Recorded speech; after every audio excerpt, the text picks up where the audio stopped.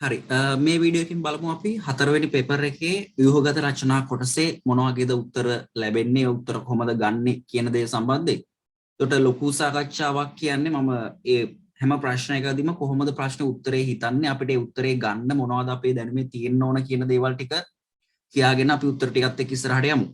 හරි එතකොට දැන් ස්ට්‍රක්චර්ඩ් එසේ එකේ ප්‍රශ්න හතරක් තියෙනවා. ප්‍රශ්න හතරටම පිළිතුරු ලියන්නත් ඕන.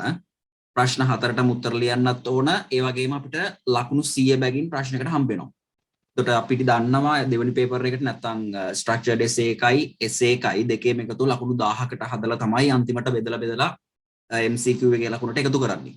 එතකොට දැන් ස්ට්‍රක්චර්ඩ් එකේ ප්‍රශ්න හතර අනිවාර්යයි. ඒක තෝරා ගැනීමක් නැහැ කියලා දන්නවා. ඊට පස්සේ එසේ එකේදී අපිට ප්‍රශ්න හතරක් කරන්න වෙනවා. B කොටසෙන් දෙකක් සහ C කොටසෙන් දෙකක්. එතකොට ඒවා 150 ප්‍රශ්න හතරක්. එතන ලකුණු 600යි. ඔහොමයි පේපරේ 1000 හැදෙන්නේ.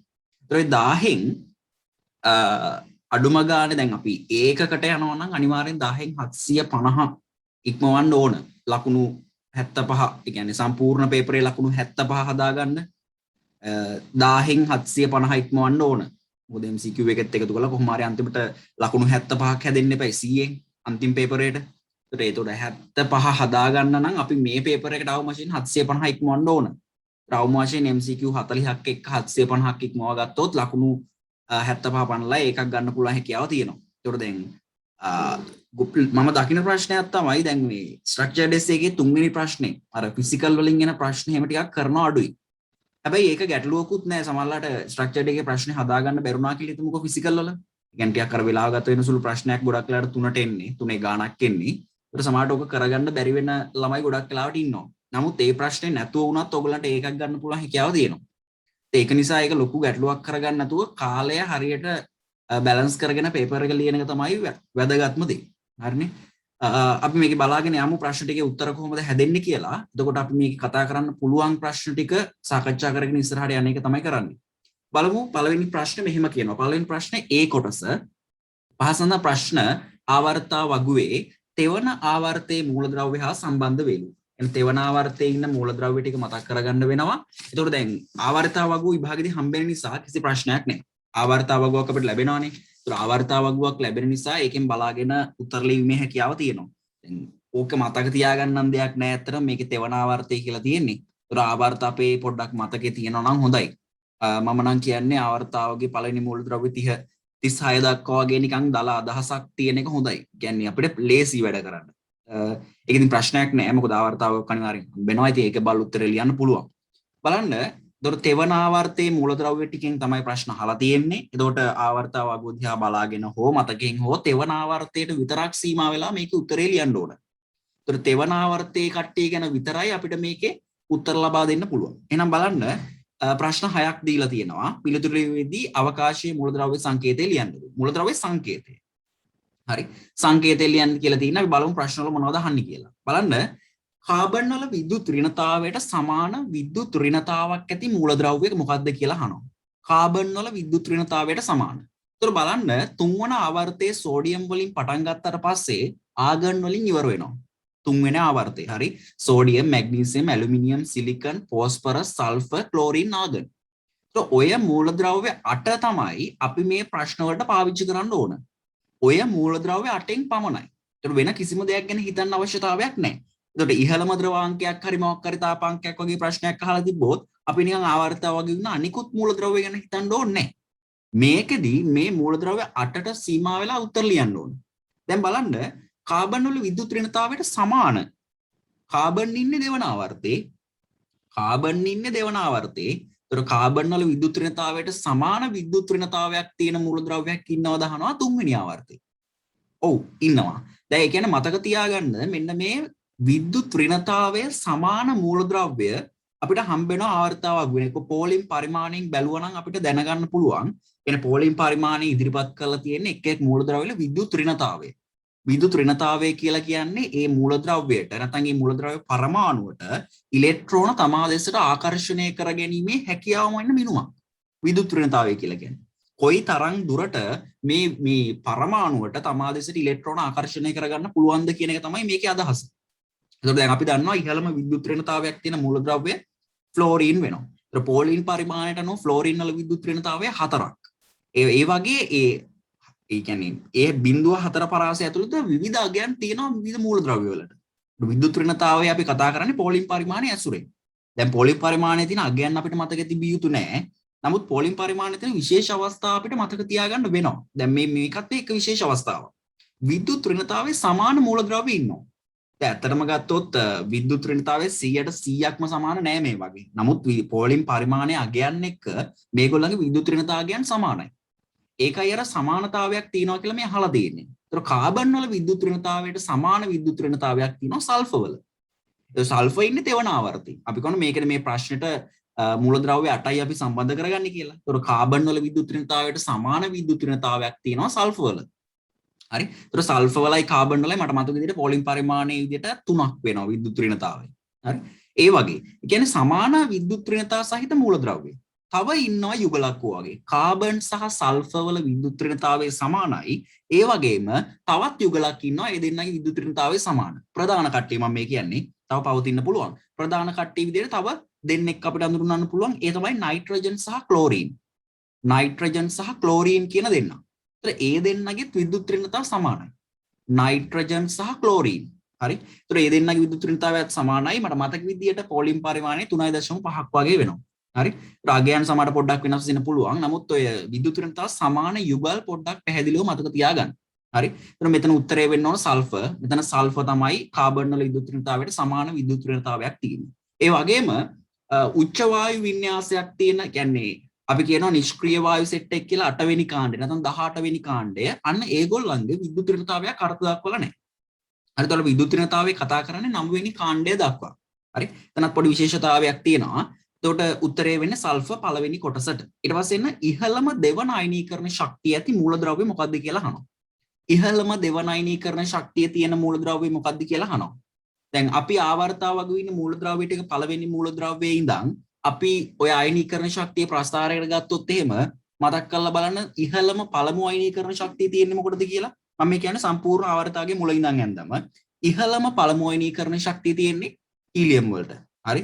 හීලියම් වලට තමයි තියෙන්නේ. එතකොට ඉහළම දෙවන අයනීකරණ ශක්තිය තියෙන්නේ කාටද? හොඳට මතක තියාගන්න. පළවෙනි අයනීකරණ ශක්තිය ඉහළම අගයන් හම්බෙන්නේ 8 වන කාණ්ඩය. නැත්නම් 18 වෙනි කාණ්ඩයේ මූලද්‍රව්‍ය වල. පළමු අයනීකරණ ශක්තිය ඉහළම අගයන් හම්බෙන්නේ. ඊළඟට දෙවන අයනීකරණ ශක්තිය ඉහළම අගයන් හම්බෙන්නේ පළමු කාණ්ඩයේ මූලද්‍රව්‍ය වල. හරි. ඉහළම දෙවන අයනීකරණ ශක්තියින් අපිට හම්බෙන්නේ පළවෙනි කාණ්ඩයේ මූලද්‍රව්‍ය වල. අර එහාට මෙහාට shift වෙන එකක් වෙන්නේ. يعني ඉහළම දෙවන අයනීකරණ ශක්තිය පළමු කාණ්ඩයෙන් හම්බෙන්නේ. ඊළඟට ඉහළම තෙවන අයනීකරණ ශක්තිය හම්බෙන්නේ දෙවන කාණ්ඩේ. එතකොට දෙවන අයනීකරණ ශක්තිය ඉහළම වෙන්නේ පළමු කාණ්ඩේ. එතකොට මෙතන අහන්නේ ඉහළම දෙවන අයනීකරණ ශක්තිය. දැන් මේක නම් නිකම් උත්තරේ කියන්න පුළුවන් මම දැන් කියපු දේ ඇසුරුණු. ඉහළම දෙවන අයනීකරණ ශක්තිය එනවනේ. ඉතින් පළවෙනි කාණ්ඩයේ මූලද්‍රව්‍යයක වෙන්න එපේ. දැන් මේ සෙට් එක ගත්තාම මූලද්‍රව්‍ය 8යි එකම ආවර්තයේ ඉන්නේ. එකම ආවර්තයේ හැබැයි මේ මූලද්‍රව්‍ය 8න් ඉහළම දෙවන අයනීකරණ ශක්තිය යහන්නේ. දැන් අපි දන්නවා ඉහළම දෙවන අයනීකරණ ශක්තිය තියෙන ලිතියම් වලට. මූලද්‍රව්‍ය ඔක්කොම ටික එකට පෙළ ගැසුවාට පස්සේ. නමුත් මෙතනදී මේ මූලද්‍රව්‍ය 8න් අපි ප්‍රශ්න අහන නිසා ඉහළම දෙවන අයනීකරණ ශක්තිය ලැබෙන්නේ සෝඩියම් වලට. මොකද සෝඩියම් තමයි මේ සෙට් එකෙන් පළමු කාණ්ඩයට අයත් මූලද්‍රව්‍යයක් ඉන්නේ. දැන් එහෙනම් පහසුයි අයනීකරණ ශක්තිය දෙවන ඉහළම අගය තියෙන්නේ සෝඩියම් වලට.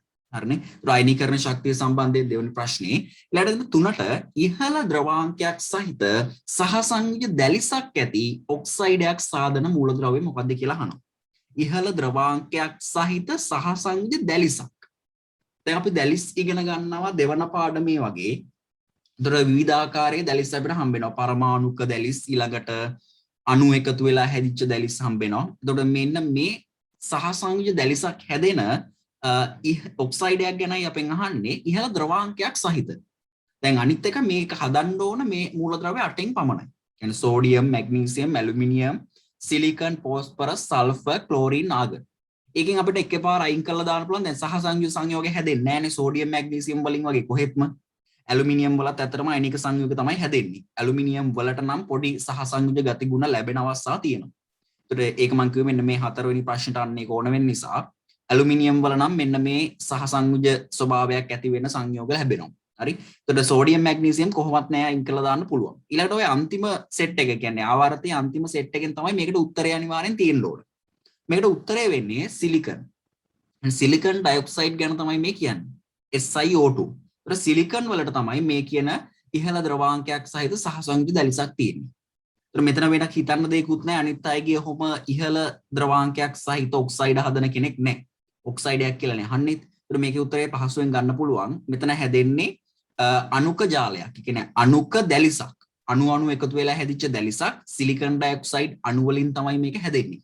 හරිනේ. එතකොට මෙන්න උත්තරේ සිලිකන් ඩයොක්සයිඩ් ගැන මේ කියන්නේ. එහෙනම් ඒකට සම්බන්ධ වෙන මූලද්‍රව්‍ය සිලිකන් වෙනවා. ඊට පස්සේ හතරවෙනි ප්‍රශ්නේ නිර්ජලීය අවස්ථාවේ ඉහළ සහසංයුජ ස්වභාවයක්.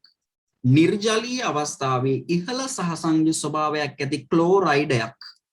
කවුරු ගැනද මේ කියන්නේ? මේක ඉනෝගැනික් කෙමිස්ට්‍රි වල 13 වෙනි කාණ්ඩයේ තියරි කතා කරද්දි කතා කරන දෙයක්. ඒතර මේක සිලබස් එකේ තියෙන දෙයක්. මේක 13 වෙනි කාණ්ඩයේ යටතේ කතා කරන දෙයක්. 13 වෙනි කාණ්ඩය අපි කතා කරන්නේ ප්‍රධාන වශයෙන් ඇලුමිනියම් සම්බන්ධයෙන්. ඒතර මේකෙදි මේ ඇලුමිනියම්ගේ ක්ලෝරයිඩය ගැන තමයි මේ කියන්නේ. කියන්නේ මේවා මතක තියාගත යුතු විශේෂ පොයින්ට්. මේ ප්‍රශ්නවල අහලා තියෙන විශේෂ පොයින්ට්ස් වලින්. මේ නිර්ජලීය අවස්ථාවේ ඉහළ සහසංයුජ ස්වභාවයක් තියෙන ක්ලෝරයිඩ් එක තමයි AlCl3.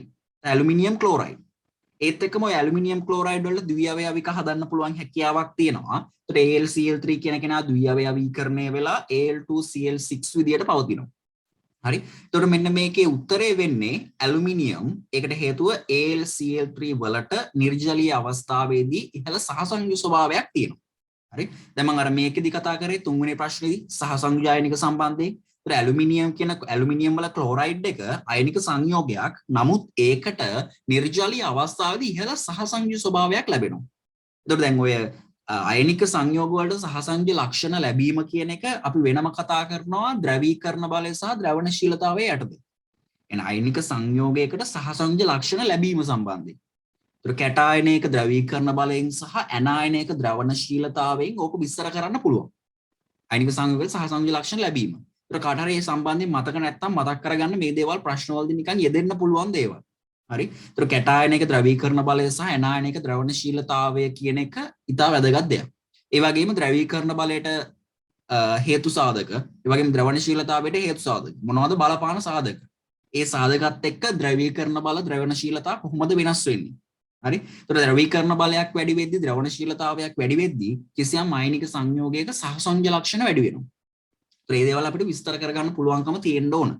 නම් හතරවෙනි කොටසට උත්තරේ වෙන්නේ ඇලුමිනියම්. අහන්නේ මූලද්‍රව්‍යනේ. ඇලුමිනියම් ක්ලෝරයිඩ් ගැන තමයි මේ කියලා තියෙන්නේ. හරි. එන්න පහට ලුයිස් බෂ්මයක් ලෙස ක්‍රියා කරන සංයෝග සාධන මූලද්‍රව්‍ය මොකක්ද කියලා අහනවා. ලුයිස් බෂ්මයක් ලෙස ක්‍රියා කරන සංයෝග සාධන මූලද්‍රව්‍ය. ලුයිස් බෂ්මයක් කියලා කියන්නේ ලුයිස් අම්ලයක් කියලා කියන්නේ. ඔය එකසර යුගල් ප්‍රදානය කිරීම හෝ ප්‍රතිග්‍රහණය කිරීමේ හැකියාවෙන් තමයි මේ ලුයිස් බෂ්ම ලුයිස් අම්ල කියන දේ කතා කරන්නේ. එතකොට ඔය අම්ල බෂ්ම වාද කිහිපයක් අපි සිලබස් එකේදී ඉගෙන ගන්නවා. කියන්නේ අම්ල බෂ්ම කියන දේවල් විවිධාකාරයෙන් වර්ගීකරණය කරලා තියෙනවා. එතකොට දැන් එකක් තමයි ආහීනියස් වාදය කියන්නේ. ආහීනියස් වාදය කියලා කියන්නේ H+ දෙන කෙනෙක් අම්ලයක් වෙනවා, OH- දෙන කෙනෙක් බෂ්මයක් වෙනවා කියන අදහස.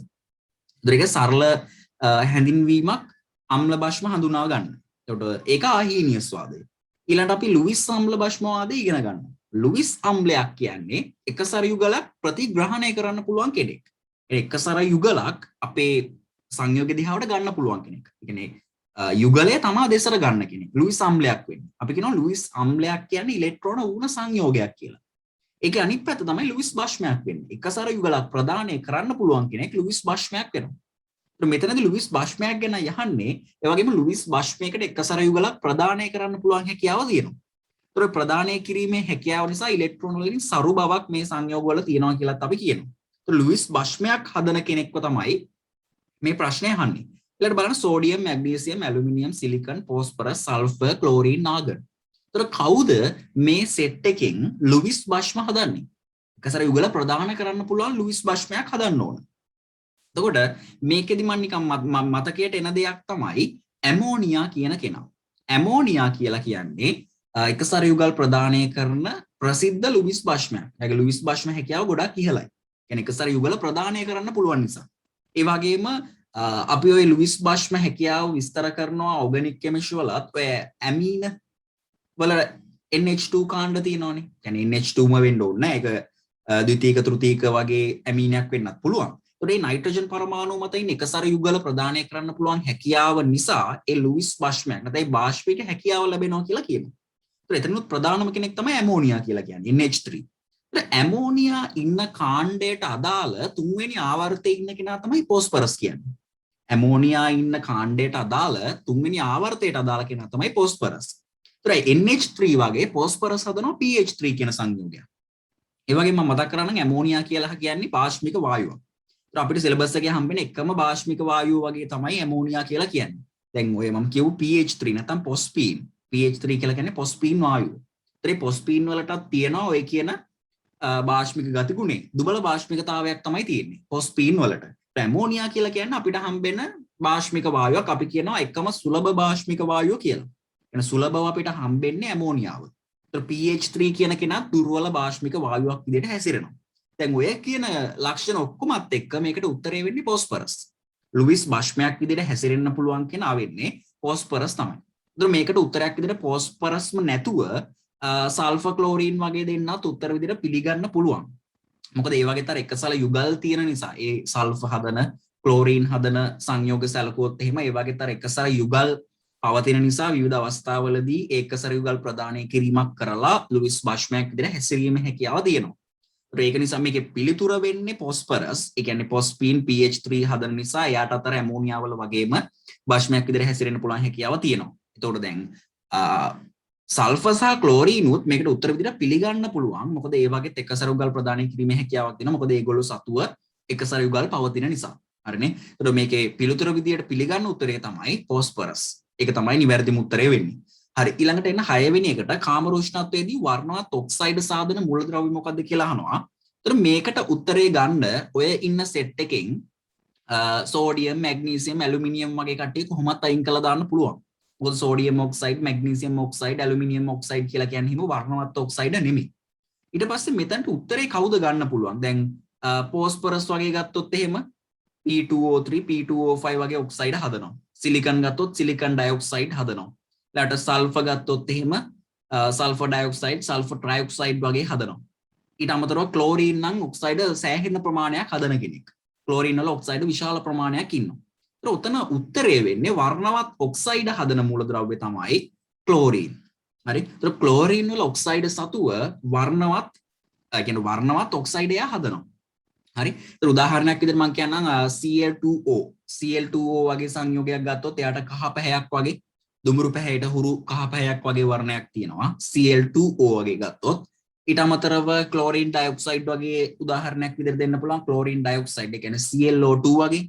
ඒතර ClO2 වගේ ගත්තත් එයාට තියෙන්නේ කොළ පැහැයට හුරු කහ පැහැයක් වගේ. ඒතර වර්ණවත් ඔක්සයිඩ් සාධන මූලද්‍රව්‍යයක් තමයි ක්ලෝරීන් කියලා කියන්නේ. ඒතර මේවා පොඩ්ඩක් මතක තියාගන්න පුළුවන් නම් හොඳයි. ඒතර මේ 6 වෙනි කොටසට උත්තරේ වෙන්නේ ක්ලෝරීන්. වර්ණවත් ඔක්සයිඩ් සාදන්නේ මේ තෙවන ආවර්තයේ ක්ලෝරීන්ව තමයි අපිට ගන්න වෙන්නේ. හරිනේ. එතකොට අපි පළවෙනි කොටස් 6ටම උත්තර කතා කරා. ඒ කොටස් වල උත්තරේ කියනටත් වඩා මම කියපු අමතර දේවල් තමයි ඔයගොල්ලන්ගේ මතකයේ තියෙන්න ඕනේ. හරි. ඊළඟට යමු අපි B කොටසට. ඊළඟට B කොටස. ඕකේ ලුයිස් තිත් ඉරි ව්‍යුහ අඳින්න කියලා තියෙන්නේ. එතකොට අපි දන්නවා තිත් කතිර ව්‍යුහ අපි අඳිනවා, තිත් ඉරි ව්‍යුහ අපි අඳිනවා. තිත් කතිර ව්‍යුහ වෙනයි, තිත් ඉරි ව්‍යුහ වෙනයි.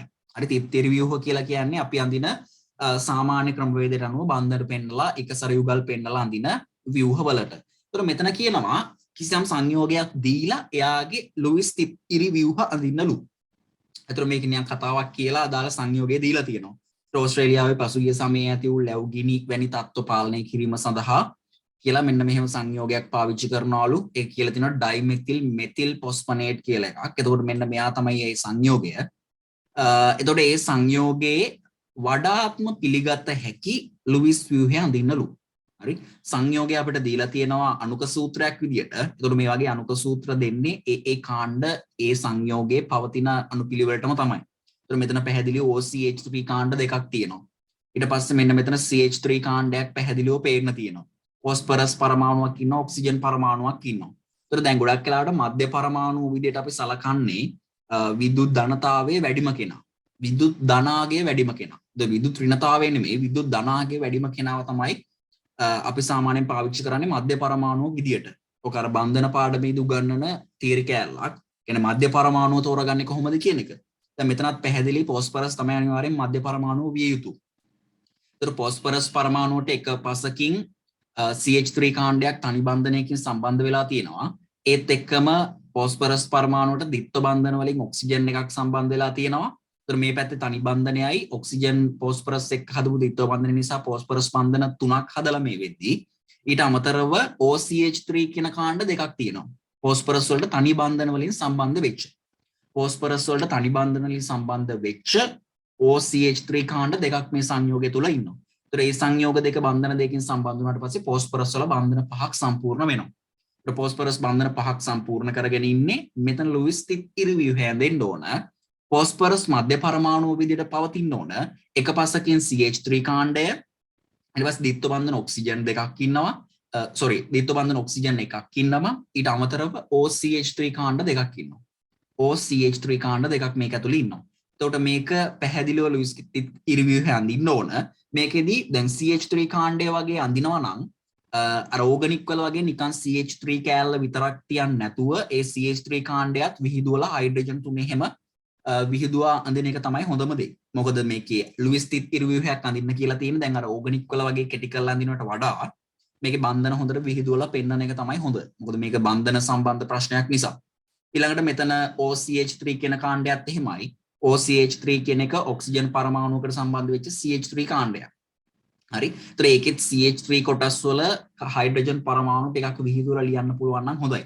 ඊළඟට එක සැර යුගල් පවතින තැන් පැහැදිලිව පෙන්වන්න ඕන. දැන් ෆොස්ෆරස් පරමාණුවේ නම් එක සැර යුගල් මුකුත් ඉතුරු වෙන්නේ නැහැ.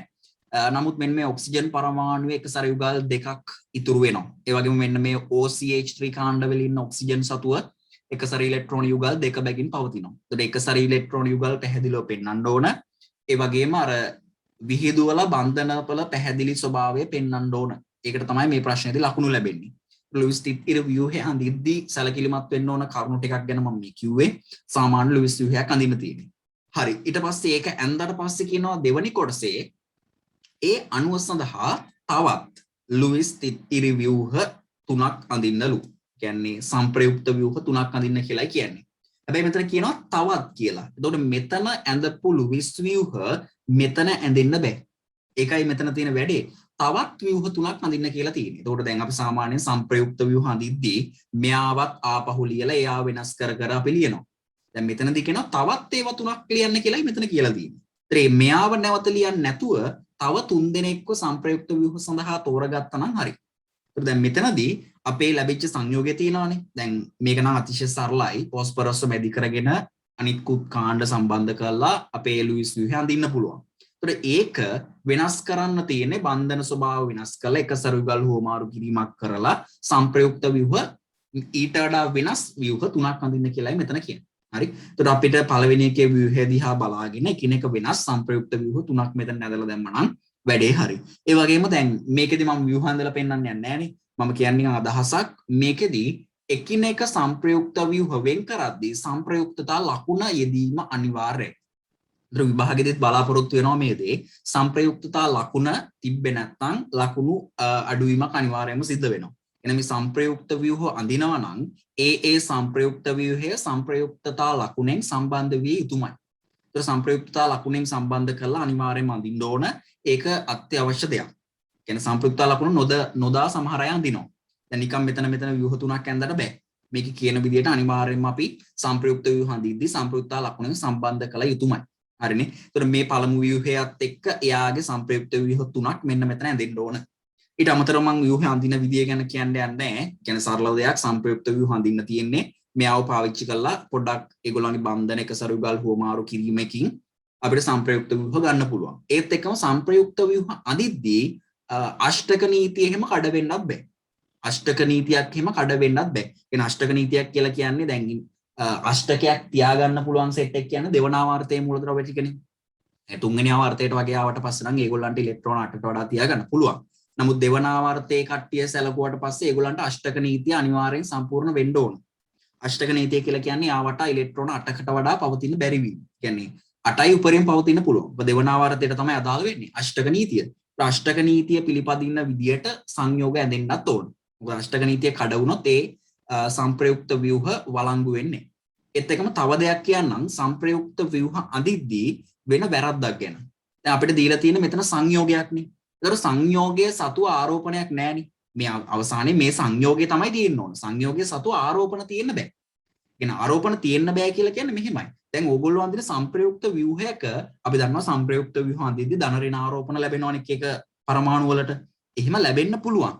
නමුත් ඒ ධන ඍණ ආරෝපණ වල එකතුව බිඳුවට සමාන වෙන්න ඕන. මොකද මේක සමස්ත අණුව ගත්තට පස්සේ ආරෝපණයකින් තොරයි. ආරෝපණයකින් තොර නිසා මෙතන පළවෙනි සංප්‍රයුක්ත ව්‍යුහය ගත්තොත් ඒ සංප්‍රයුක්ත ව්‍යුහය ඇතුලේ විවිධ පරමාණු වලට එක එක ආරෝපණ ලැබිලා තියෙන්න පුළුවන්. ධන ඍණ විදිහට එක එක පරමාණු සතුව ආරෝපණ තියෙන්න පුළුවන්. නමුත් ඒ ආරෝපණ වල වෙන් වශයෙන් ගත්ත මේ ආරෝපණ එකතු කරාම බිඳුවක් වෙන්න ඕන. මොකද මේ අණුවේ ආරෝපණයක් නැහැ. මේක උදාසීන අණුවක්. තෙවන ව්‍යුහ වලත් එහෙමයි. කොයි විදියට ආරෝපණ බෙදුණත් සංප්‍රයුක්ත ව්‍යුහ අඳිද්දී අවසානයේ ඒ ආරෝපණ එකතුව බිඳුවක් වෙන්න ඕන. මොකද මේක උදාසීන අණුවක් සඳහා අඳින සංප්‍රයුක්ත ව්‍යුහ. ඒතර හිතන්නකො මෙහෙම එක ව්‍යුහයක් අරන් ඒගොල්ලන්ගේ ආරෝපණ ටික එකතු කරාට පස්සේ සම්පූර්ණ ආරෝපණ ලැබුතු ඍණ එකක් වගේ ආවොත් නැත්නම් ධන එකක් වගේ ආවොත් වැරදි. ඒ ව්‍යුහය වැරදි කියන එක තේරුම් ගන්න. එතකොට ඔයගොල්ලෝ අඳින ලුයිස් ව්‍යුහය හරිද වැරදිද කියලා චෙක් කරගන්නත් පුළුවන්. මොකද මේ සංයෝගයටනේ අපි සංප්‍රයුක්ත ව්‍යුහ අඳින්නේ. මේ සංයෝගයට සංප්‍රයුක්ත ව්‍යුහ අඳිද්දී ඒ සංයෝගයේ සංප්‍රයුක්ත ව්‍යුහයක අවසානයේ ආරෝපණයක් ඉතිරි වෙන්න බෑ. ඒකයි මේ කියන දේ. ඒතකොට ඒක හොඳට චෙක් කරලා සංප්‍රයුක්ත ව්‍යුහ අඳින්න පුරුදු වෙන්න. ඒක අනිවාර්ය දෙයක්. නැත්නම් අගොල්ලෝ අඳින සංප්‍රයුක්ත ව්‍යුහය වැරදි.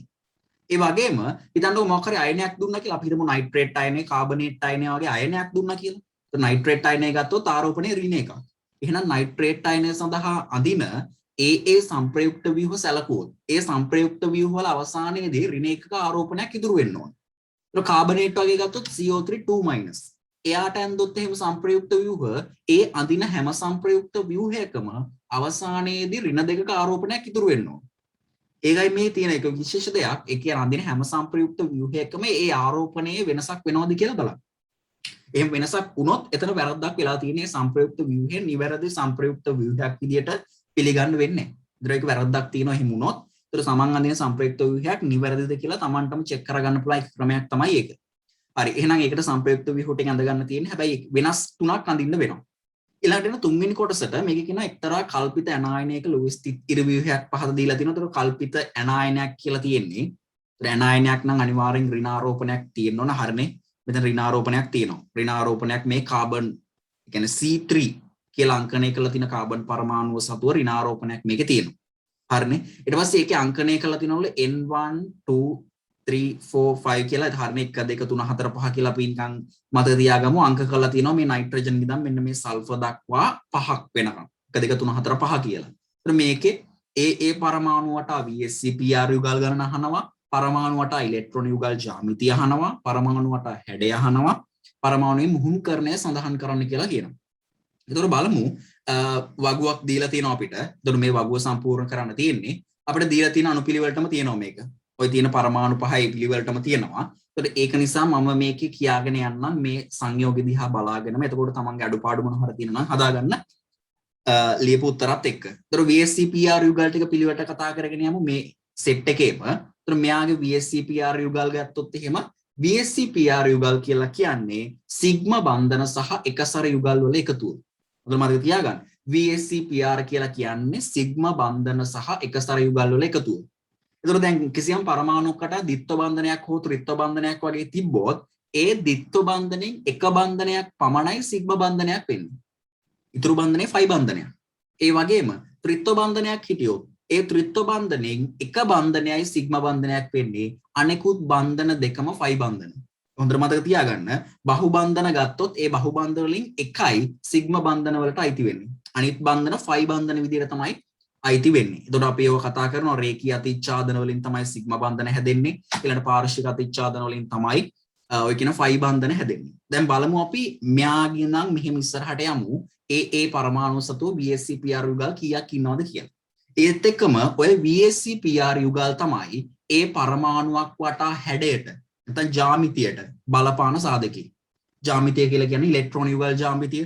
ඒතර පරමාණුවක් වටා හැඩය වෙනයි ඉලෙක්ට්‍රෝන යුගල් ජ්‍යාමිතිය වෙනයි.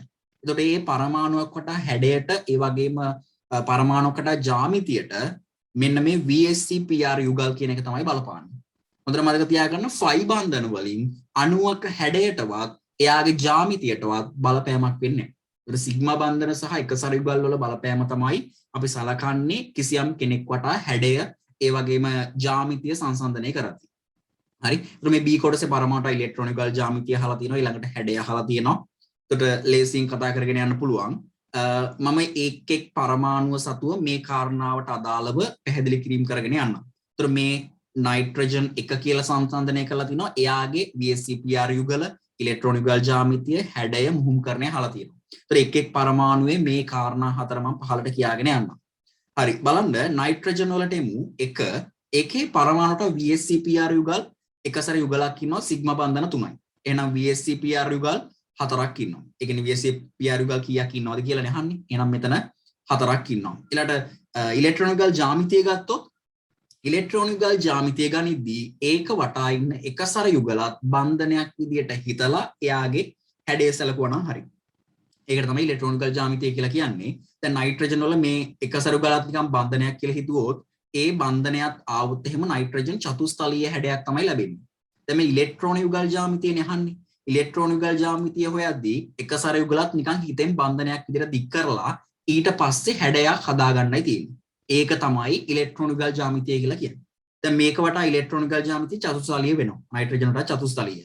ඊළඟ පරමාණු වටා හැඩය. එතකොට එකසර යුගල තියලා ඉතුරු බන්ධනත් එක්ක චෙක් කරන්න ඕන මේකේ තියෙන්නේ පිරමිඩීය හැඩයක්. ඒ කියන්නේ ත්‍රිකෝණ පිරමිඩ කියලා කියන්නත් පුළුවන්. හරි. පිරමිඩීය හැඩයක් තමයි තියෙන්නේ නයිට්‍රජන්ගේ හැඩය වෙන්නේ. හරි. හැඩය. ඊළඟට මුහුම්කරණය අහලා තියෙනවා. මුහුම්කරණයට ගන්නෙත් VSEPR යුගල් ටිකම තමයි. මෙතන මුහුම්කරණය sp3 වෙනවා. මොකද අපිට VSEPR යුගල් 4ක් තියෙනවානේ. ඒතර VSEPR යුගල් 4ක් ඉන්නවා කියලා කියන්නේ මුහුම්කරණය sp3. මුහුම්කරණය sp2 වෙනවා VSEPR යුගල 3ක් හිටියනම්. VSEPR යුගල 2ක් හිටියනම් මුහුම්කරණය sp වෙනවා. ඒ විදිහට තමයි මුහුම්කරණය තීරණය වෙන්නේ. නයිට්‍රජන් සතුව මේ කාරණා හතරට අදාළව පැහැදිලි. කාබන් වලට එමු C2 කියන එක අපේ දෙවන තීරුව. මේකෙදි කාබන් වටා VSEPR යුගල් 1යි 2යි 3යි ගන්න වෙන්නේ. මොකද මේ ද්විත්ව බන්ධනයෙන් 1යි සිග්මා බන්ධන වලට අයිති වෙන්නේ. අනිත් එක ෆයි බන්ධනයක්. එහෙමනම් මෙයා වටා VSEPR යුගල් 3යි. එහෙනම් VSEPR යුගල් 3යි කියන්නේ මුහුම්කරණය sp2 වෙනවා. එහෙනම් මේ මුහුම්කරණය sp2. ඒත් එක්කම ඉලෙක්ට්‍රෝන යුගල් ජ්‍යාමිතිය සහ හැඩය ගැන කතා කරොත් ඔය විදිහටම අපිට ගන්න පුළුවන් මේ කාබන් පරමාණුවේ මොකද්ද වෙන්නේ? මේකේ නම් ඉලෙක්ට්‍රෝන යුගල් ජ්‍යාමිතියත් තලීය ත්‍රිකෝණයි හැඩයත් තලීය ත්‍රිකෝණම තමයි. කියන්නේ මේ පරමාණුවේ ඉලෙක්ට්‍රෝන යුගල් ජ්‍යාමිතියත් තලීය ත්‍රිකෝණයි හැඩයත් තලීය ත්‍රිකෝණම තමයි. ඒතර ඔය විදිහට මේ කාබන් 3 ඔක්සිජන් 4 සල්ෆර් 5 කියන එක් සංයෝගවල මේ කාරණා හතරට අදාළව මේ වගුව සම්පූර්ණ කරන්න පුළුවන්. ඒතර ඒක නිසා මම ඒ සියලුම දේ ගැන කියන්න යන්න නැතුව ඉස්සරහට යන්නම්. ඔය විදිහටම මේ කාරණා හතර සම්බන්ධ කරලා මේ පරමාණු වලටත් ඔය වගුව සම්පූර්ණ කරන්න පුළුවන්. හරි. ඒතර හොඳට මතක තියාගන්න VSEPR යුගල් තමයි මුහුම්කරණය ඒ වගේම ඔය කියන ජ්‍යාමිතිය හැඩවලට සම්බන්ධ වෙන්නේ. ෆයි බන්ධන කියන දේවල් මේවට අදාළ නොවි පවතින බන්ධන විශේෂයක්. හරි. ඊට පස්සේ බලමු ඉහත තුනෙහි කොටසෙහි දෙන ලද ලුයිස් තිත්තිරිව්‍යුහේ පහත දැක්වෙන සිග්මා බන්ධන සෑදීමට සහභාගී වන කාක්ෂික හඳුනා ගන්න කියලායි කියන්නේ. හරි. කාක්ෂික හඳුනා ගන්න කියලායි කියන්නේ. ඒතර සිග්මා බන්ධන හදන්නේ කොහොමත් මුහුම් කාක්ෂික තමයි. ඒතකොට බලන්න ඕකේ මොනවාද හදන සිග්මා බන්ධන ඒ සිග්මා බන්ධන හදන්නේ මොන මුහුම්කරණය වෙච්ච කාක්ෂිකද කියලා.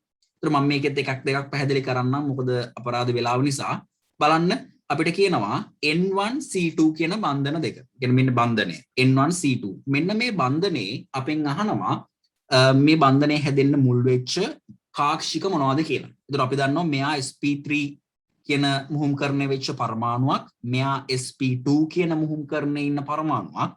එහෙනම් මේ බන්ධනේ හැදෙන්නේ sp3 මුහුම් කාක්ෂිකයක් සහ sp මුහුම් කාක්ෂිකයක් එකතු වෙලා. sp3 මුහුම් කාක්ෂිකයක් සහ sp මුහුම් කාක්ෂිකයක් එකතු වෙලා තමයි මේ සිග්මා බන්ධනය හැදෙන්නේ. ඒක පිළිවෙලට ලියන්න ඕන. මේක දීලා තියෙන්නේ N1C2 නේ. නැත්නම් ඒ පිළිවෙලටම sp3 මුහුම් කාක්ෂිකයක් සහ sp2 මුහුම් කාක්ෂිකයක් කියලා ලියවෙන්න ඕන. එතකොට මේක සරල දෙයක්. මේ තියෙන පරමාණු අණුපිළිවෙලින්ම ඒ කාක්ෂික ලියන එක තමයි අපි කරන්න ඕන. ඒ වගේම මේ වගේත් අපිට ලියාගෙන යන්න පුළුවන්. C2 C3 වලටත් මම එන්නම්. C2 C3 ගත්තොත් C2 කියලා කියන්නේ sp2 මුහුම් කරනේ ඉන්න කෙනෙක්. මේ C3 බලන්න. C3 කියලා කියන්නේ sp3 මුහුම් කරනේ ඉන්න පරමාණුවක්. එහෙමනම් C2 C3 අතර තියෙන්නේ සිග්මා බන්ධනයක්. ඒ සිග්මා බන්ධනය sp2 sp3 කියන පරමාණු මුහුම් කාක්ෂික වලින් හැදිච්ච දේවල්. හරි. එතකොට මේකට උත්තරේ වෙන්නේ C2 C3 වලට sp2 මුහුම් කාක්ෂිකයක් සහ sp3 මුහුම් කාක්ෂිකයක් කියන එක. එතකොට මේක හොඳට මතක තියාගන්න සිග්මා බන්ධන නිසා මුහුම් කාක්ෂික වලින් තමයි කොහොමත් හැදෙන්නේ. හරි. ඒත් පරමාණුක කාක්ෂික සම්බන්ධ වෙන්නේ ෆයි බන්ධන හදද්දී. right. ඊට පස්සේ බලන්න පස්වෙනි එකේදී මේක කියනවා ඒ ව්‍යුහේම මෙන්න මේ C2O කියන බන්ධනයේ ෆයි බන්ධනය හැදෙන්න දායක වෙච්ච පරමාණුක කාක්ෂික හඳුනා ගන්නලු. හරි. පරමාණුක කාක්ෂික හඳුනා ගන්නලු මෙන්න මේ බන්ධනය හැදිච්ච. ඒතර දැන් සිග්මා බන්ධන නෙමෙයි දැන් ෆයි බන්ධන. මෙන්න මේක ගැනයි කියන්නේ. දැන් මම කියවනේ මේ ද්විත්ව බන්ධනයක් ගත්තොත් එකක් සිග්මා බන්ධනයක් වෙද්දී අනිත් එක වෙනවා ෆයි බන්ධනයක් වෙනවා. එහෙමනම් මේ ෆයි බන්ධනය අපි හොයන්න ඕන මොන පරමාණුක කාක්ෂික එකතු වෙලාද හැදිලා තියෙන්නේ කියලා. බලන්න මේගොල්ලෝ ඉන්න දෙවනාවර්තයේ මූලද්‍රව්‍ය, ඒ කියන්නේ දෙවනාවර්තයේ කට්ටිය 2p අපිට කියනවා නොමුහුම් p කාක්ෂික වලින් තමයි ඔය කියන ෆයි බන්ධන හැදෙන්නේ. එහෙනම් මෙයාගේ මෙයාගේ පරමාණුක කාක්ෂිකය 2p මේ ඔක්සිජන්ගේ පරමාණුක කාක්ෂිකයත් 2pම තමයි. එහෙනම් 2p පරමාණුක කාක්ෂිකයක් සහ 2p පරමාණුක කාක්ෂිකයක් එකතු වෙලා තමයි මෙන්න මේ ෆයි බන්ධනය ගොඩනැගෙන්නේ.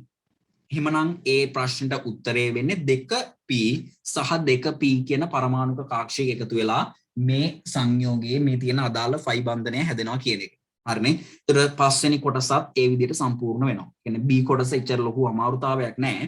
මම නිකන් උත්තර ගන්න විදිය පැහැදිලි කරගෙන ගියේ. right. ඊට පස්සේ C කොටසට ආවොත් C කොටසේ කියනවා ABCD E යන පරමාණු වල අවසානයේට පිරෙන ඉලෙක්ට්‍රෝනයේ ක්වොන්ටම් අංක කුලකය මොකක්ද කියලා. හරි. ඒතර මේ ABCD E කියලා පරමාණු පහක් දීලා තියෙනවා. ඒගොල්ලන්ගේ ක්වොන්ටම් අංක කුලකයක් දීලා තියෙනවලු. ඔව් මේ වගේ දීලා තියෙනවා. ඒකට අදාළව මෙන්න මේ කියලා තියෙන දේවල් සලකලා කවුද කියලා හොයාගන්න කියලා කියන්නේ. ක්වොන්ටම් අංක ටික ප්‍රධාන ක්වොන්ටම් අංකය, බුද්ධිගාංශ ක්වොන්ටම් අංකය, හේවත් කෝණික ගම්‍යතා ක්වොන්ටම් අංකය, ඊළඟට මෙතන තියෙනවා චුම්බක ක්වොන්ටම් අංකය, ඊට පස්සේ මෙතන ඉන්නවා භ්‍රමණ ක්වොන්ටම් අංකය. ඒකට මේ ක්වොන්ටම් අංක වලින් අපිට ඉලෙක්ට්‍රෝනයක් වෙන් කරලා ඉදිරිපත් කරන්න පුළුවන්, නිරූපණය කරන්න පුළුවන්. හරි. ඊට පස්සේ බලන්න සලකනු ලබන ඉලෙක්ට්‍රෝනය එම ඉලෙක්ට්‍රෝනයත් උපශක්ති මට්ටමේ පවතින එකම ඉලෙක්ට්‍රෝනය කියලා හිතන්නලු. එන්නේ ඒ උපශක්ති මට්ටමේ පවතින එකම ඉලෙක්ට්‍රෝනය වෙන්න ඕනලු. හරි. උපශක්ති මට්ටමේ පවතින එකම ඉලෙක්ට්‍රෝනය ලෙස සලකා එම පරමාණු වල තිබිය හැකි සම්පූර්ණ ඉලෙක්ට්‍රෝන වින්‍යාසය ලියාගෙන යන්න කියලායි කියන්නේ. හරි. ඒත් ක්වොන්ටම් අංක කුලකයේ මෙතන දීලා තියෙනවා. ඒ පරමාණුට අදාළ ක්වොන්ටම් අංක කුලකයේ දීලා තියෙනවා. එතකොට ඒවට අදාළව මෙන්න මෙතන එයාගේ වින්‍යාසය ලියලා දෙන්න කියලායි කියන්නේ. හරි. ඒතර මේ A කියන කෙනා බලන්න A කියලා කියන කෙනාගේ මොකද්ද මේ තියෙන්නේ? 4 බිඳුව කියලා පටන් ගන්න. ඒ කියන්නේ 4 වෙනි ශක්ති මට්ටමක් තියෙනවා මෙයාගේ. 4 වෙනි ශක්ති මට්ටමේ මේ තියෙන්නේ S බිඳුව කියන්නේ S උපශක්ති මට්ටමක්. එහෙමනම් 4S ඉලෙක්ට්‍රෝනයක් මේකේ අනිවාර්යයෙන්ම තියෙනවා. එන 4S ඉලෙක්ට්‍රෝනයක් ගැන තමයි මේ කියන්නේ. කියන්නේ මේක කියනවා අදාළ උපශක්ති මට්ටමේ තියෙන එකම ඉලෙක්ට්‍රෝනය විදිහට හිතන්නලු. එහෙනම් 4 වෙනි ශක්ති මට්ටමේ S උපශක්ති මට්ටමක එක ඉලෙක්ට්‍රෝනයක් ඉන්නවා කියලා හිතන්න වෙනවා අපිට. නම් 4S එකයි මේකේ ඉන්නේ. නම් 4S දෙකක් වෙන්නේ. නම් 4S එකෙන් ඉවර වෙන විදිහට 4S එක කියන කෙනා ඉලෙක්ට්‍රෝනයක් විදිහට පවතින. කියන්නේ අන්තිම ඉලෙක්ට්‍රෝනය වෙන්නේ 4S එක.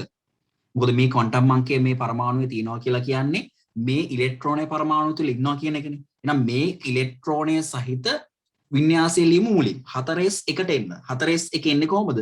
1S2 2S2 2p6 3S2 3p6 ඊළඟට තමයි ඔන්න 4S1 පිරෙන්නේ.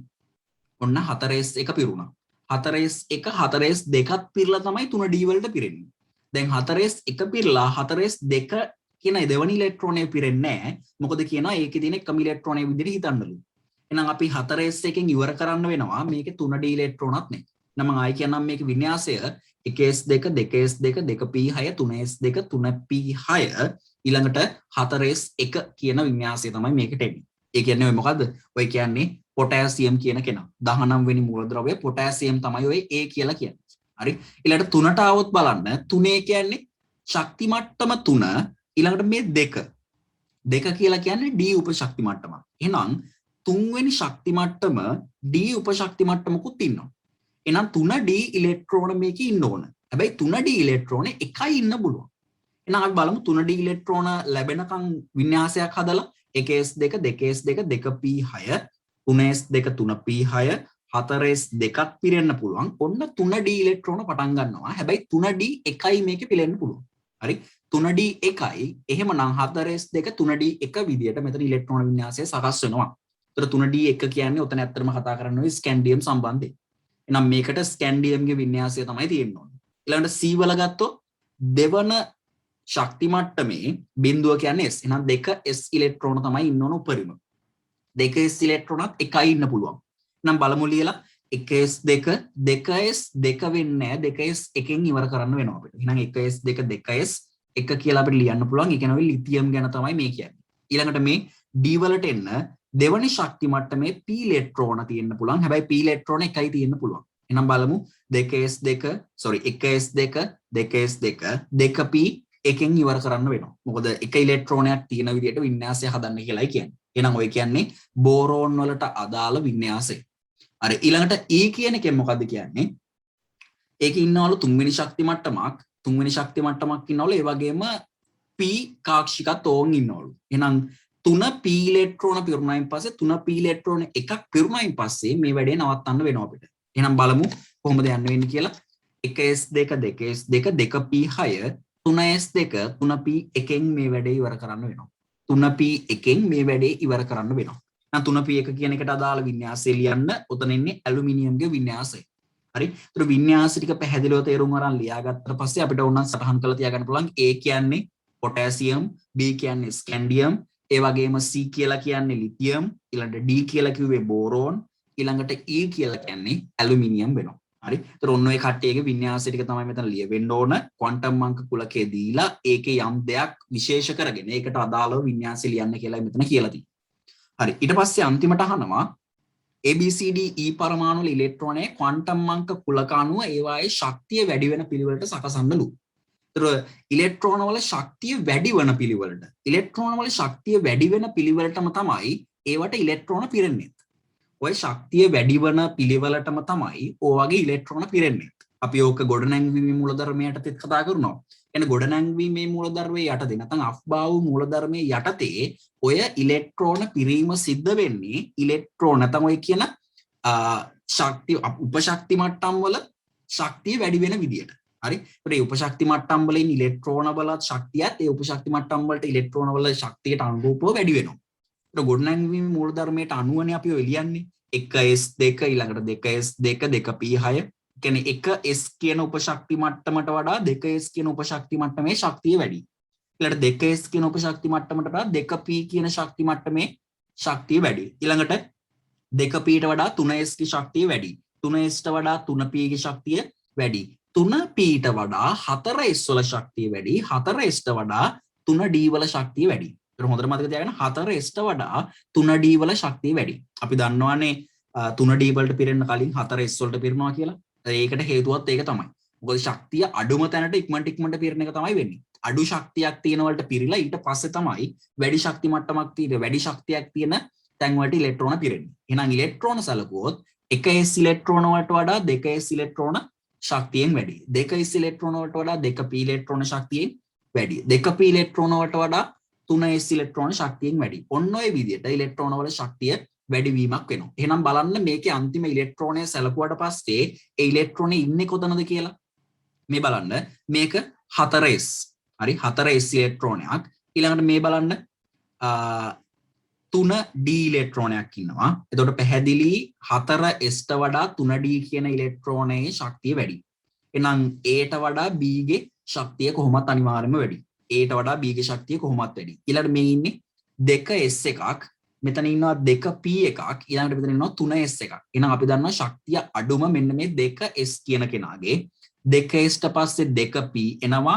ඊළඟට 2pට පස්සේ මෙන්න මේ 3p එනවා. එහෙනම් පිළිවෙල අඩුම එකකින් ඉඳන් ගත්තොත් CDE කියලා පිළිවෙලක් හැදෙනවා. වැඩි වෙන පිළිවෙලට හදන්න කියන්නේ CDE.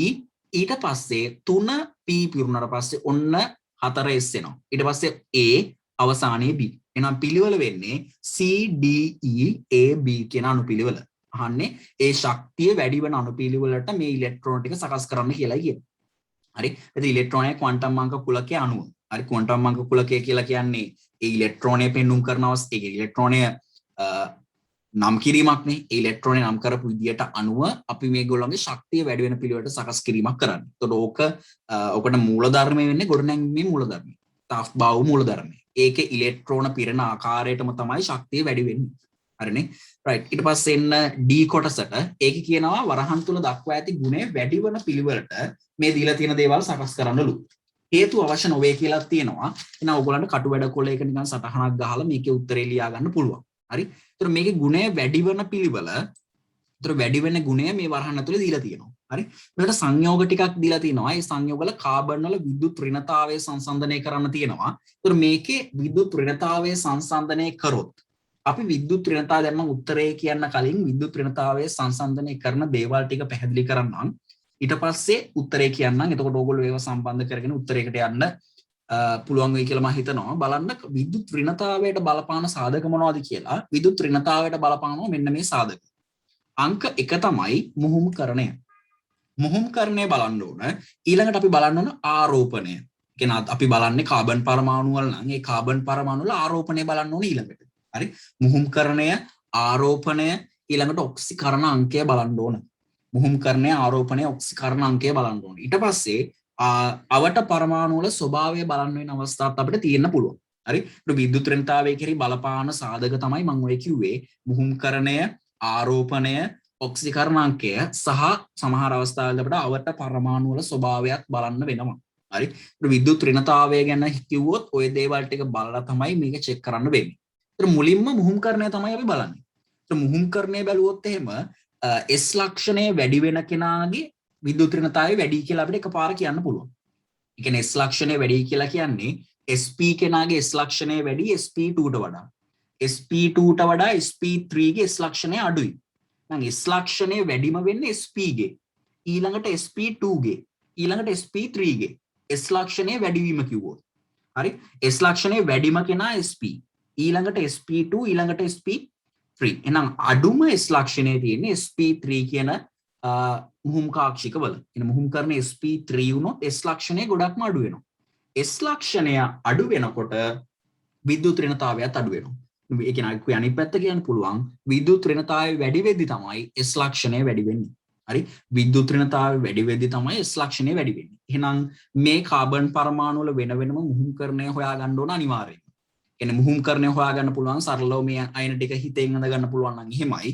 නැත්නම් කොලයක පොඩි සටහනක් දාගත්තා නම් ඒත් ප්‍රශ්නයක් නැහැ. කියන්නේ මුහුම්කරණය හොයාගෙන S ලක්ෂණය වැඩි වුණොත් අනිවාර්යයෙන්ම විද්‍යුත් ඍණතාවයත් වැඩි. ඊළඟට ආරෝපණය බලන්න ඕන. ආරෝපණය බලද්දී ආරෝපණේ ඍණ බිඳුව නැත්නම් උදාසීන ධන පිළිවෙලට තමයි විද්‍යුත් ඍණතාවය වැඩි වෙන්නේ. හරි. එතකොට ඍණ ආරෝපණයක් තිබුණොත් ඒ ඍණ ආරෝපණයේ තියෙන පරමාණුවට වඩා බිඳුව නැත්නම් ආරෝපණයක් නොමැති අවස්ථාවේ විද්‍යුත් ඍණතාවය වැඩි. ඒ වගේම ධන අවස්ථාවක් තිබුණොත් විද්‍යුත් ඍණතාවය ගොඩක්ම වැඩි වෙනවා. හරි. විද්‍යුත් ඍණතාවයට ආරෝපණයෙන් වෙන බලපෑම අපි පැහැදිලි කරන්නේ එහෙමයි. හරි. මුලින්ම බලනවා මුහුම්කරණය, ඊළඟට බලනවා ආරෝපණය. ඒවත් සංසන්දනය කරලා ආපහු අපිට බලන්න පුළුවන් ඔක්සිකරණ අංකය. කියන්නේ මේ කාබන් පරමාණු වල ඔක්සිකරණ අංකය අපිට හොයාගන්න පුළුවන් සංයෝග වලින්. ඒ ඔක්සිකරණ අංක දිහා බැලුවොත් ඒ ඔක්සිකරණ අංක වැඩි වෙන්න විද්‍යුත් ඍණතාවය වැඩි වෙනවා. ඔක්සිකරණ අංකය වැඩි වෙන්න විද්‍යුත් ඍණතාවය වැඩි වෙනවා. එන ඔය සාධක තමයි අපි බලන්න ඕන. අවසානයේ අපිට ගොඩක් වෙලාවට ඕක නම් බලන්න දෙන්නෙත් නැහැ. සාමාන්‍යයෙන් CCl4 CF4 වගේ කෙනෙක් වෙන වෙනම සංසන්දනය කරන්න උනොත් එහෙම අවට පරමාණු වල ස්වභාවය බලන්නත් වෙනවා. හරි. එතකොට මේකෙදී ඔය කියපු සාධක සංසන්දනය කිරීමෙන් උත්තරේ ගන්න පුළුවන්. මම කියාගෙන යන්නම් විද්‍යුත් ඍණතාවය වැඩි වෙන අණුපිළිවෙල. මෙන්න මේ අණුපිළිවෙලට උත්තරේ හැදෙන්න ඕන. මුලින්ම CCl4 ඒ කියන්නේ අඩුම විද්‍යුත් ඍණතාවය CCl4 ඊළඟට මෙන්න මෙයා HCHO කියන කෙනා මේ ඇල්ඩිහයිඩයක්. ඊළඟට එනවා මෙන්න මේ HCOOH කියන කෙනා. එයා කාබොක්සිල් අම්ලයක්. ඊළඟට මෙන්න මේ COS කියන සංයෝගය එනවා. ඊළඟට මෙන්න මේ CO2 කියන සංයෝගය එනවා. එහෙනම් ඔන්න ඔය පිළිවෙලට විද්‍යුත් ඍණතාවය වැඩි වෙනවා. මම නැවත කියන්නම් CCl4 HCHO HCOOH COS CO2 කියන පිළිවෙලට තමයි විද්‍යුත් ඍණතාවයේ වැඩිවීම තියෙන්නේ. හරි ඊළඟට එන දෙවෙනි එකට බන්ධන කෝණ වැඩි වෙන පිළිවෙලක් අපිට හදා ගන්න වෙනවා. හරි බන්ධන කෝණ වැඩි වෙන අනුපිළිවෙලක් අපි හොයා ගන්න ඕන. දැන් ඔක්කොටම කලින් මේගොල්ලන්ගේ පොඩි ව්‍යුහයක් අපේ ඔළුවේ හරි නැත්නම් පොලේක හරි අඳ ගන්නම වෙනවා. නැත්නම් අපිට බන්ධන ගැන කියන්න බෑනේ. මේගොල්ලන්ගේ හැඩය කොයි විදියටද තියෙන්නේ කියලා බලලා තමයි අපිට කියන්න පුළුවන් වෙන්නේ. හරි. එතකොට මෙන්න මේ CH3 කියන ව්‍යුහය බලන්න. CH3 කියන කෙනාගේ ලැබෙන්නේ ත්‍රිකෝණ පිරමිඩීය හැඩයක්. හරි. ත්‍රිකෝණ පිරමිඩීය හැඩයක් තමයි මේකේ සංයෝගයේ හැඩය වෙන්නේ. ඊළඟට මෙයාගේ තියෙන්නේ චතුස්තලීය හැඩයක්. ඊළඟට මෙන්න මෙයාගේ බැලුවොත් අපිට හොයාගන්න පුළුවන් තලීය ත්‍රිකෝණ හැඩයක්. ඊළඟට මෙයාගේ බැලුවොත් රේඛීය හැඩයක් අපිට ලැබෙනවා. ඊට අමතරව H2S ගේ ගත්තොත් කෝණික හැඩයක් අපිට ලැබෙනවා. හරි. ඒතර අනිවාර්යයෙන්ම මෙන්න මේ රේඛීය කෙනාගේ අනිවාර්යයෙන්ම බන්ධන කෝණය අංශක 180ක් වෙනවා. නම් ඉහළම බන්ධන කෝණය ලැබෙන්නේ මෙන්න මෙයාගේ. ඊට පස්සේ මෙන්න මේ කෙනා ගත්තොත් තලීය ත්‍රිකෝණ හැඩයක් තියෙන තලීය ත්‍රිකෝණ කෙනෙක් කියලා කියන්නේ 360 හරියටම කොටස් තුනකට බෙදෙනවා වගේ එකක්. 360 හරියටම කොටස් තුනකට නොබෙදෙන්න පුළුවන් සමහර වෙලාවට. ඒ කියන්නේ විවිධ පරමාණු විෂම ජාතිය වුණොත් එහෙම හරියටම 363ෙන්ම බෙදෙනවා කියන්න බෑ. නමුත් 3ෙන් බෙදෙන ඒ කියන්නේ 363ෙන් බෙදෙනම 120යිනේ. ඒ 120ට ආසන්නව තමයි කොහොමත් අනිවාර්යයෙන්ම මේගොල්ලන්ගේ බන්ධන කෝණ තියෙන්නේ. ඒතර 180ක බන්ධන කෝණයක් තියෙනවා. ඊළඟට අපිට 120ක බන්ධන කෝණය ගන්න පුළුවන්. නම් වැඩිම බන්ධන කෝණය තමයි මෙන්න මේ CNO- කියන එකේ තියෙන්නේ. ඒ කියන්නේ ඔතන රේඛීය අණුවක් නිසා. 180 තමයි වැඩිම. ඊළඟට අපිට මෙන්න මේ 120ක් ලැබෙන කෙනා සලකන්න පුළුවන්. right? ඊළඟට මෙන්න මේගොල්ලෝ සංසන්දනය කරොත් මෙන්න මෙයා ත්‍රිකෝණ පිරමිඩියයි ඊට පස්සේ මෙන්න මෙයා චතුස්තලීය වෙනවා. හරි? ඒතර මෙන්න මේ ත්‍රිකෝණ පිරමිඩිය කෙනාගේ කෝණය සැලකුවොත් දැන් අපි චතුස්තලීය කෙනෙක්ගේ කෝණයක් ගත්තොත් චතුස්තලීය ව්‍යුහයක කෝණයක් අපි අංශක 109.5ක් විතර තියෙයි කියලා තමයි සලකන්නේ. හරි? චතුස්තලීය කෙනෙක්ගේ අංශක 109.5ක් වගේ කෝණයක් තමයි බන්ධන කෝණය විදිහට බලාපොරොත්තු වෙන්නේ. ඒතර මෙන්න මේ ත්‍රිකෝණ පිරමිඩීය කට්ටියගේ බන්ධන කෝණය ඔය 100.95ට වඩා අඩු වෙන අවස්ථාවක් තමයි ලැබෙන්නේ. හරි? ඒතර 109.5ට වඩා අඩු කෝණයක් තමයි මෙන්න මේ CH3- ගේ තියෙන්නේ. ඒතර ඇමෝනියම් NH4+ වල 9.5ක කෝණයක් වගේ තමයි හම්බෙන්නේ. එතකොට මේ දෙන්නව සංසන්දනය කරොත් එහෙම බන්ධන කෝණය ඇමෝනියම් වල වැඩි. ඇමෝනියම් වල විශාලයි බන්ධන කෝණය මෙන්න මේ CH3- වලට වඩා. හරි? ඊට පස්සේ මෙන්න මේ H2S ගත්තොත් H2S වල තියෙන කෝණික හැඩයක් මෙන්න මේ H2S ගේ H2O වගේම H2S. අපි දන්නවා H2O වල බන්ධන කෝණය 104.5ක් වගේ. ඒතර H2S කියලා කියන්නේ ඔක්සිජන් වෙනුවට සල්ෆර් දාලා තියෙන්නේ. එකම කාණ්ඩයේ කෙනෙක්ව ආදේශ කරන්නේ. ඒතර මේ H2S ගේ බන්ධන කෝණය H2O ගේ බන්ධන කෝණයටත් වඩා අඩු වෙනවා. හරි? H2O ගේ බන්ධන කෝණය 104.5යි. H2S ගේ බන්ධන කෝණය H2O ගේ බන්ධන කෝණයටත් වඩා අඩු වෙනවා.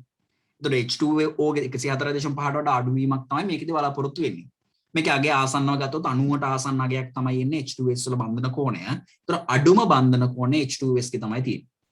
හරි? H2S ගේ තමයි අඩුම. ඊළඟට අඩුම වෙන්නේ මෙන්න මේ CH3- ගේ. ඊට පස්සේ ඇමෝනියම්. ඊට පස්සේ මෙන්න මේ HCHO කියන ඇල්ඩිහයිඩය. ඔය ෆෝමැල්ඩිහයිඩ් කියලා කියන්නත් පුළුවන් මෙයාට. කලින් එකෙත් එයා ඉන්නවා. අන්තිමට වැඩිම කෙනා CNO- වෙනවා. හරි? ඒතර ඔන්න ඔය පිළිවෙලට අපිට බන්ධන කෝණ වැඩි වෙන පිළිවෙලට සකස් කරන්න පුළුවන්. හරි?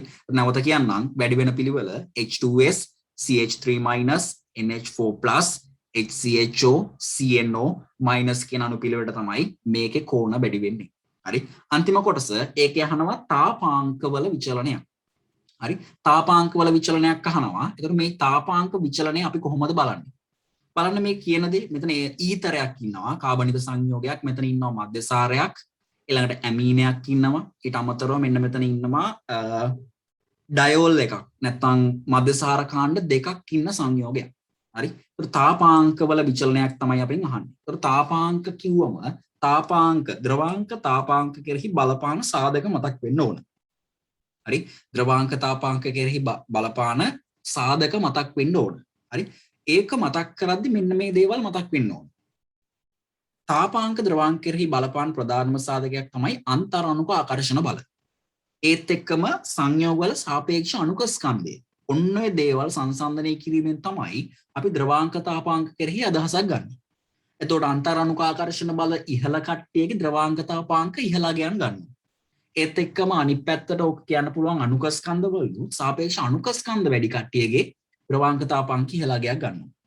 දැන් මෙතන ඉන්න කට්ටිය සංසන්දනය කරාම බලන්න ඕන නම් චෙක් කළා මේ සංයෝග සෙට් එකේම එකිනෙකට ගොඩාක් දුරට සාපේක්ෂ අණුක ස්කන්ධ සමානයි. මෙන්න මේ පළවෙනි තුන් දෙනාම ගත්තොත් ගොඩාක් දුරට ළඟම පාත තමයි ඒගොල්ලන්ගේ සාපේක්ෂ අණුක ස්කන්ධ තියෙන්නේ. ලොකු වෙනසක් ඇත්තේම නැති තරම්. මෙන්න මේ අන්තිමට ඉන්න කෙනාගේ නම් පොඩි වෙනසක් තියෙනවා. මෙන්න මේ සෙට් එකට සාපේක්ෂව මෙයාගේ ටිකක් වැඩි ස්කන්ධය. හරි. මේ පළවෙනි තුන් දෙනාගෙම සාපේක්ෂ අණුක ස්කන්ධ සැලකුවොත් ආසන්නව එක ළඟ පාතම තමයි තියෙන්නේ. මේ හතර දෙනාගෙන් වැඩි සාපේක්ෂ අණුක ස්කන්ධයක් තියෙන්නේ මෙන්න මේ හතරින් ඉන්න කෙනාගේ. මම කො ඩයෝල්යක් කියලාත් එයා. ඒ කියන්නේ OH කාණ්ඩ දෙකක් ඉන්න නිසා මධ්‍යසාර කාණ්ඩ වලට මේ ඕල් කියලා කියන්නේ. හරි. ඊට පස්සේ බලන්න මේකෙදි අපිට බලන්න වෙනවා අන්තරාණුක ආකර්ෂණ බල. මෙන්න මේ ඊතරය හදන්නේ ද්විද්‍රව ආකර්ෂණ බල. ඊට අමතරව අනෙත් තුන් දෙනාම හයිඩ්‍රජන් බන්ධන හදනවා. හරි. මෙයා ද්විද්‍රව ආකර්ෂණ හදන්නේ. ඒ වගේම මෙයා ද්විද්‍රව ආකර්ෂණ හදනවා කිව්වට මෙයා ඇත්තටම උදාසීන අණුවක් වෙනවා අවසානයේදී. මේක උදාසීන අණුවක් වෙනවා මේ තියෙන විදියට. මෙයා ද්විද්‍රව කියලා ගන්නත් බෑ. මේක උදාසීන අණුවක් වෙලා අන්තිමට ලන්ඩන් අපකිරණ බල තත්වයටම වත් වෙනවා. බලන්න පොඩ්ඩක් අණු ඇඳලා මේක අර ද්‍රවීකරණයක් තිබුණාට මේ පැත්තේ CH3 කාණ්ඩය මේ පැත්තේ CH3 කාණ්ඩය දෙපැත්ත කැපිලා ගිහිල්ලා අන්තිමට මෙයාගේ උදාසීන අණුවක් තමයි ලැබෙන්නේ. ඒ කියන්නේ මේකේ අන්තිමට ගත්තම ඉන්නේ ලන්ඩන් අපකිරණ බල. කියන්නේ ද්විද්‍රව ආකර්ෂණත් නෙමෙයි ලැබෙන්නේ. හරි. ඒතර මේකෙදි ලන්ඩන් අපකිරණ බල අපිට හම්බෙනවා මේ සෙට් එකේම හයිඩ්‍රජන් බන්ධන හම්බෙනවා. හරි. ඒතර බලන්න පොඩ්ඩක් මේ සෙට් එකේ හයිඩ්‍රජන් බන්ධන ලැබෙනවා නම් අපි දන්නවා දුර්වලම ආකර්ෂණ බල වර්ගනේ ලන්ඩන් අපකිරණ බල කියන්නේ. නම් මේකේ ද්‍රවාංක තාපාංක අඩු මගයක් ගන්න. මේගොල්ලන්ගේ ද්‍රවාංක තාපාංක වැඩි. මොකද මේගොල්ලෝ හයිඩ්‍රජන් බන්ධන හදන කට්ටිය. හරි. දැන් අඩුම ද්‍රවාංක තාපාංක හිමි දැන් තාපාංකය අහන්නේ එහෙනම් මෙන්න මේ ඊතරය වෙනවා. මොකද එයා නිර්ද්‍රවීය අණුවක් විදිහට අන්තිමට හොයාගන්න පුළුවන්. මොකද මේකේ නිකන් දෙපැත්ත ඇඳලා බැලුවොත් එහෙම මේ පැත්තයි සර්ව සමයි. ඒගොල්ලන්ගේ අර ත්‍රිවිධ ගූර්ණේ ශුන්‍ය වෙලා අන්තිමට මේකේ ලන්ඩන් අපකිරණ බල හදන අණුවක් තත්වයටපත් වෙනවා. එහෙනම් අඩුම තාපාංකයේ තියෙන්නේ මෙන්න මේ ඊතරේ.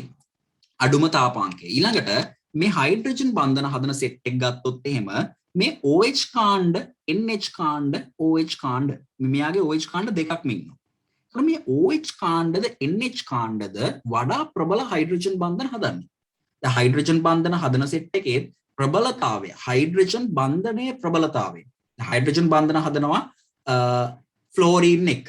ෆ්ලෝරීන් හයිඩ්‍රජන් එක හදනවා හයිඩ්‍රජන් බන්ධන. ඊළඟට ඔක්සිජන් හයිඩ්‍රජන් එක හයිඩ්‍රජන් බන්ධන ලැබෙනවා. ඊළඟට නයිට්‍රජන් එක හයිඩ්‍රජන් එකතු වුණාම හයිඩ්‍රජන් බන්ධන ලැබෙන අවස්ථා තියෙනවා. ඒතර දැන් FH ඊළඟට OH ඊළඟට NH විදියට තමයි හයිඩ්‍රජන් බන්ධන හදන පරමාණු ටික අපිට කතා කරන්න පුළුවන්. ඔය කියන සෙට් එකනේ අපේ හයිඩ්‍රජන් බන්ධන හදන්නේ.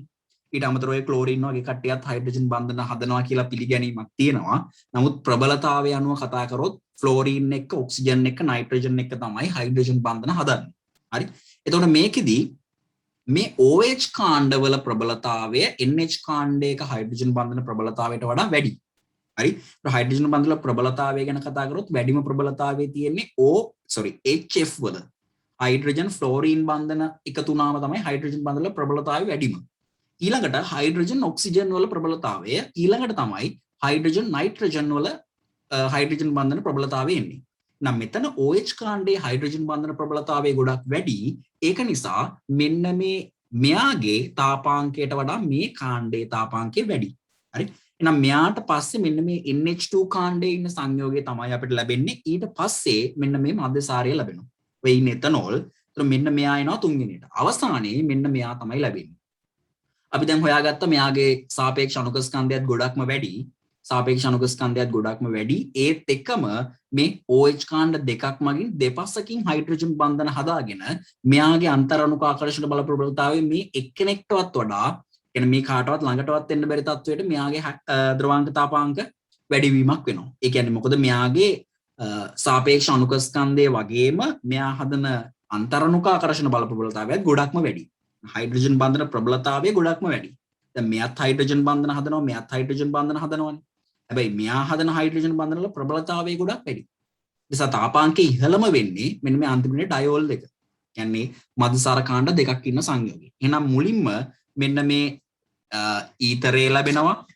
ඊළඟට මෙන්න මේ එතිල්ඇමීන් කියන සංයෝගයේ දෙවනියට, ඊළඟට මෙන්න මේ එතනෝල්, ඊළඟට මෙන්න මේ OH කාණ්ඩ දෙකක් සහිත සංයෝගය ඩයෝල් එකක් වැඩිම තාපාංකයේ හිමි. හරිනේ. ඔය පිළිවෙලට තාපාංක වැඩි වීම වෙනවා. හරි. ඔය අපි සාකච්ඡා කරේ ප්‍රශ්නාංක 1ට අදාළ උත්තර ටික සහ ඒ උත්තර ගණිද්දි දැනන් ඉන්න ඕන දේවල්. ඊට පස්සේ ඒවා ගණිද්දි අපි සැලකිලිමත් වෙන්න ඕන දේවල් ටික.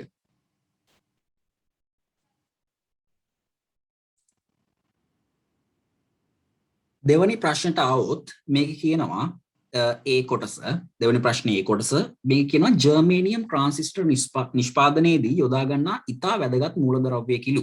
හරි, ජර්මේනියම් කියන එක ට්‍රාන්සිස්ටර් හදන්න ගන්න ප්‍රධාන මූලද්‍රව්‍යයක් කියලායි කියන්නේ. ඊට පස්සේ ජර්මේනයිට් හයිඩ්‍රජන් ක්ලෝරයිඩ් සමග ප්‍රතික්‍රියා කරනවා. මේ ජර්මේනයිට් කියන කෙනා මෙයා සංයෝගයක්, මෙයා ටිකක් අණුක සූත්‍රය එහෙම ටිකක් සංකීර්ණ සංයෝගයක් වෙනවා. ඒ ජර්මේනයිට් කියන කෙනාගෙන් තමයි ඔය ජර්මේනියම් කියන මූලද්‍රව්‍ය නිසාරණය කරලා ගන්න. එතකොට ඕකේ ඒ කරන ක්‍රියාවලිය ගැන තමයි පොඩි කතාවක් මේකේ කියන්නේ. ඔය ජර්මේනයිට් වලින් කොහොමද ජර්මේනියම් ගන්නෙ කියලා. හරි, ජර්මේනයිට් වලින් ජර්මේනියම්ව ගන්නෙ කොහොමද කියලායි මේ කතා කරන්නේ. එතකොට ජර්මේනයිට් හයිඩ්‍රජන් ක්ලෝරයිඩ්, ඒ කියන්නේ HCl සමග ප්‍රතික්‍රියා කරවලා ජර්මේනියම් ක්ලෝරයිඩ් හදා ගන්නවා. මේ කියන්නේ ඔය ජර්මේනයිට් HCl එක ප්‍රතික්‍රියා කරලා ජර්මේනියම් ක්ලෝරයිඩ් හදා ගන්නවා. ඒක ආසවණින් වෙන් කරගෙන ඊට පස්සේ කියනවා ජල විච්ඡේදනය කළ ජර්මේනියම් ඔක්සයිඩ් ගන්නවලු. ඊට පස්සේ ඒ ජර්මේනියම් ඔක්සයිඩ් එක ලෝහය දක්වා ඔක්සිකරණය කරනවලු. ඒතර වෙන ක්‍රියාවලිය ගැන පොඩි අදහසක් තමයි කියලා දෙන්නේ. හරි. පොඩි ජර්මේනයිට් අරගෙන ඒ ජර්මේනයිට් වලින් ජර්මේනියම් කොහොමද ගන්නෙ කියලා තමයි මේ කතාවෙන් කියන්නේ. හරි. ඊට පස්සේ බලන්න ජර්මේනයිට් ග්‍රෑම් 1කින් ලබාගත හැකි ක්ලෝරයිඩේ ස්කන්ධය මේ තියෙන්නේ. ක්ලෝරයිඩේ ස්කන්ධය මේ මෙච්චරක් ලොකු. හරි. කියන්නේ මේ ජර්මේනයිට් වලින් මේ HCl එක ප්‍රතික්‍රියා කරවලා ගන්න පුළුවන් ක්ලෝරයිඩය 0.177ක් ලු. මේ තියෙන්නේ එකෙන් ගන්න පුළුවන් ක්ලෝරයිඩ් එක. හරි. ඊට පස්සේ කියනවා ඒ ක්ලෝරයිඩ් එකේ මෙන්න මේ 33.9ක් ජර්මේනියම් ඉන්නවලු. හරි. මේ ක්ලෝරයිඩ් එකේ 33.9ක් ජර්මේනියම් ඉන්නවලු. එතකොට මේ 0.177න් අපිට ඕනනම් සුළු කිරීමක් කරලා ගන්න පුළුවන් කොච්චර ජර්මේනියම් ස්කන්ධයක් ඉන්නවද කියලා. ඒ කියන්නේ 0.177 ගුණ කරා නම් ඔය කියන 0.මම යගේ කියන්න යන්නේ 33.9 ඉන්නවනේ ප්‍රතිශතයක් විදිහට ගත්තම 33.9ක් ඉන්නවා. එතකොට 33.9ක් කියලා කියන්නේ ඕකේ 0.06ක් වගේ ස්කන්ධයක් ජර්මේනියම් ඉන්නවා. 0.06ක් වගේ ස්කන්ධයක්. ඔය ඉතුරු ටික අනිවාර්යෙන්ම ක්ලෝරයිඩ් එක තමයි. එතකොට මේ 0.177න් ජර්මේනියම් ඉන්නේ 0.06ක් වගේ ප්‍රමාණයක්. හරි. සුළු කරලා ඕනනම් ගන්න පුළුවන්. ඉතින් ස්කන්ධ ප්‍රතිශතයක් දීලා තියෙනවා. අහන්නේ මේ ක්ලෝරයිඩ් එකේ ආණුභාවික සූත්‍රය. ඒත් අපි දන්නවනේ මේ ක්ලෝරයිඩ් එකේ ජර්මේනියම් සහ ක්ලෝරයිඩ් ඉන්නේ කියලා. ජර්මේනියම් සහ ක්ලෝරයිඩ් ඉන්නේ කියලා දන්නවා. ඒතර ඔය ස්කන්ධ ප්‍රතිශත දීලා තියෙනවනේ මේ තියෙන්නේ 33.9යි කියලා. මෙයා 33.9යි නම් ක්ලෝරයිඩ් වල ස්කන්ධ ප්‍රතිශතය කොච්චරද? සුළු කරලා ගන්න පුළුවන් නේ 66.1ක් එනවා. 66.1ක් එනවා. ඒතර ස්කන්ධ ප්‍රතිශත පාවිච්චි කළත් අපිට අවශ්‍ය නම් ආණුභාවික සූත්‍රය ගන්න පුළුවන්. කියන්නේ ස්කන්ධ ප්‍රතිශත වල කියන්නේ 33.9ක් ඉන්නවා නම් අනිත් එක්කෙනාගේ 66.1ක් ඉන්නවා. 33.9යි 66.1යි. ඔය අගයන් පාවිච්චි කරලා අපිට ආනුභාවික සූත්‍රයට යන්න පුළුවන් 15ට සුළු කරගෙන ගිහිල්ලා. හරි. ඊට පස්සේ එහෙම නැත්නම් මෙන්න මේ ක්ලෝරයිඩ් එකේ ස්කන්ධය තියෙනවනේ මේ කියන්නේ 0.177. ඔන්න ඔය 0.177 අරගෙන ඒකෙන් 133ක් බැලුවම තමයි මම අර කියපු 0.06 එන්නේ. හරි. ඔය කියපු 0.06ක් ජර්මේනියම් ඉන්නවා. එහෙනම් ඉතුරු ටික එනවා 0.177. sorry 0.117. හරි 0.117ක් එනවා. ඒ කියන්නේ ක්ලෝරින් වල ස්කන්ධය. කියන්නේ මේ ජර්මේනියම් ක්ලෝරයිඩ් එකේ ස්කන්ධය 0.177ක් නම් ඕකේ ජර්මේනියම් ඉන්නවා 0.06ක්. ඒ වගේම සුළු කරලා බලන්න පුළුවන් ක්ලෝරින් ඉන්නවා 0.117. පටල ගන්න එපා 177යි 117යි මම කිව්වේ 117ක් ක්ලෝරින් වල ස්කන්ධය. 117යි මෙයාගේ 0.06ක් ජර්මේනියම් වල. හරි. ඒතර ඔන්න ඔය විදිහට අපිට මේ දෙන්නගේ ස්කන්ධ වෙන් කරගන්න පුළුවන්. නැත්නම් මේ ස්කන්ධ ප්‍රතිශතය පාවිච්චි කරලා ආනුභාවික සූත්‍රයට යන්න පුළුවන්. හරි. ආනුභාවික සූත්‍රයේදී කරන්නේ අපි ස්කන්ධ ප්‍රතිශතයක් දීලා තියෙන එක මවුල අනුපාතයක්. ස්කන්ධ අනුපාතයක් නේ අපිට මුලින් ලැබෙන්නේ. ඒ ස්කන්ධ අනුපාතය අපි මවුල අනුපාතයක් බවට පත් කර ගැනීම තමයි කරන්නේ. හරි. එතකොට ඒක මවුල අනුපාතයක් බවට පත් කරගෙන ඒ මවුල අනුපාතය සරලතම පූර්ණ සංඛ්‍යාත්මක අනුපාතයේ බවට පත් කර ගැනීමක් තමයි කරන්නේ. හරි. එතකොට මම මේ ගාන හදන විදිය ගැන කියන්නේ නැහැ. මෙහෙම කතා කරන්න බැරි නිසා මේකේ මම නිකන් අදහසක් කියන්නේ කොහොමද මේ ගානේ උත්තරයට යන්න ඕන කියන එක. හරි. ස්කන්ධ අනුපාතයකින් තියෙන දේ අපි මවුල අනුපාතයක් බවට හරව ගන්න ඕන. ඒ මවුල අනුපාතය සරලතම පූර්ණ සංඛ්‍යාත්මක අනුපාතයට හදාගන්න එකට තමයි අපි ආනුභාවික සූත්‍රයක් ඉදිරිපත් කරනවා කියලා කියන්නේ. එහෙනම් ඔගේ ජර්මේනියම් ක්ලෝරයිඩ් වල ආනුභාවික සූත්‍රය ජර්මේනියම් අණු ක්ලෝරීන් 1 අණු 4යි කියලා ලැබෙයි සුළු කිරීමෙන් පස්සේ. 1 අණු 4යි කියලා ලැබෙයි සුළු කිරීමෙන් පස්සේ. එතකොට 1 අණු 4යි කියලා කියන්නේ අපේ ආනුභාවික සූත්‍රය ගොඩනගා ගන්න පුළුවන් GeCl4 කියලා. හරි. Ge ජර්මේනියම් GeCl4 කියලා අපිට ආනුභාවික සූත්‍රය ගොඩනගා ගන්න පුළුවන්. හරි. ජර්මේනියම් ක්ලෝරයිඩ් වල අණුක සූත්‍ර නැත්නම් ආනුභාවික සූත්‍රය කියලානේ අහලා තියෙන්නේ. ආනුභාවික සූත්‍රය GeCl4 වෙනවා. හරි. ඊට පස්සේ ක්ලෝරයිඩය තුල ජර්මේනියම්හි ඔක්සිකරණ අංකය කොපමණද කියලා අහනවා. දැන් අපි හොයාගත්තානේ GeCl4 කියලා.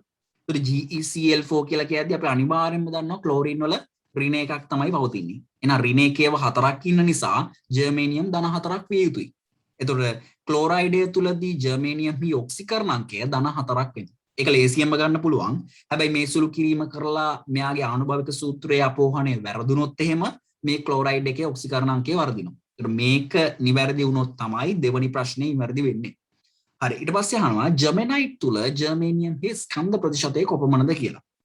ජර්මනයිට් තුල ජර්මේනියම්හි ස්කන්ධ ප්‍රතිශතය කොච්චරද කියලා අහනවා. දැන් ඕක නම් ගන්න මේ පළවෙනි දෙවෙනි කොටස් වැඩක් නැහැ. බලන්න ජර්මනයිට් ග්‍රෑම් 1කින් ක්ලෝරයිඩ් ගන්නවලු 0.177ක්. එන්න මේ ජර්මනයිට් ග්‍රෑම් 1කින් තමයි මේ ජර්මේනියම් ක්ලෝරයිඩ් එක අරන් තියෙන්නේ. හරි. ඒතර මේ ජර්මනයිට් වල තිබිච්ච ජර්මේනියම් ටික මෙන්න මේ ජර්මේනියම් ක්ලෝරයිඩ් එක විදියට උවමාරු වෙලා තියෙන්නේ. මොකද මේ ජර්මනයිට් HCl එක ප්‍රතික්‍රියා කරවලා ජර්මේනියම් ක්ලෝරයිඩ් හදාගත්තානේ. කියන්නේ ජර්මනයිට් තුල ඉන්න ජර්මේනියම් ටික මෙන්න මේ ජර්මේනියම් ක්ලෝරයිඩ් බවට පත් වුණා. ඒතර ජර්මනයිට් ග්‍රෑම් එකකින් ජර්මේනියම් ක්ලෝරයිඩ් 0.177ක් ගන්න පුළුවන් කියලා තියෙනවා. එහෙමනම් ඔය 0.177ක් කියන ජර්මේනියම් ක්ලෝරයිඩ් ස්කන්ධය ඇතුලේ ජර්මේනියම් වලින් 0.06ක් ඉන්නවා. මේ ක්ලෝරයිඩය තුල ජර්මේනියම්ගේ ප්‍රතිශතය දීලා තියෙනවානේ. ක්ලෝරයිඩය තුල ප්‍රතිශතය දීලා තියෙනවා. දැන් මම කලිනුත් කිව්වා 0.177න් 133.9ක් කියලා කියන්නේ ග්‍රෑම් 0.06ක්. ඔය ග්‍රෑම් 0.06 තමයි මේ ජර්මනයිට් ග්‍රෑම් එක තුල තිබිලා තියෙන ජර්මේනියම් ප්‍රමාණය. මොකද මේකෙන් මේ ක්ලෝරයිඩ් එක ගන්න. ඒ ක්ලෝරයිඩ් එක ඇතුලේ ජර්මේනියම් 0.06ක් ඉන්නවා නම් ඔය 0.06 තමයි මේ ජර්මනයිට් ග්‍රෑම් එක තුලත් ඉඳලා තියෙන්නේ. දැන් ජර්මනයිට් ග්‍රෑම් එකක් තුල ජර්මේනියම් 0.06ක් ඉඳලා තියෙනවා. එහෙනම් ස්කන්ධ ප්‍රතිශතය ගන්න බැරිද? පුළුවන්. එකයි ග්‍රෑම් එකක් තුල ජර්මේනියම් 0.06ක් ඉන්නවා. එහෙනම් 100න් ගුණ කරා නම් ස්කන්ධ ප්‍රතිශතය ගන්න පුළුවන්. ස්කන්ධ ප්‍රතිශතය ගන්න 106ක් කියලා එනවා. හරි. එතකොට ඒක අර ජර්මනයිට් වලින් ජර්මේනියම් ක්ලෝරයිඩ් එක අරගෙන තිබුණා. ඒ ජර්මේනියම් ක්ලෝරයිඩ් වල ස්කන්ධ ප්‍රතිශතය දීලා තියෙනවනේ ජර්මේනියම් වල.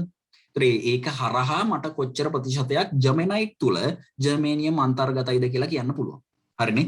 ඒතර ඔන්න තුන්වෙනි කොටසට උත්තරේ පොඩි ගණනය කිරීමකුත් තියෙනවා අණුක සූත්‍ර සහ ආනුභාවික සූත්‍ර සම්බන්ධ කරලා. හරි. එතකොට දෙවෙනි ප්‍රශ්නේ B කොටසට ආවොත් ඒක කියනවා K2MnO4 ඉතා තනුක ද්‍රාවණ තුලදී හෝ ආම්ලික මාධ්‍යයේදී ස්ථායී නොවන සංයෝගයකින්.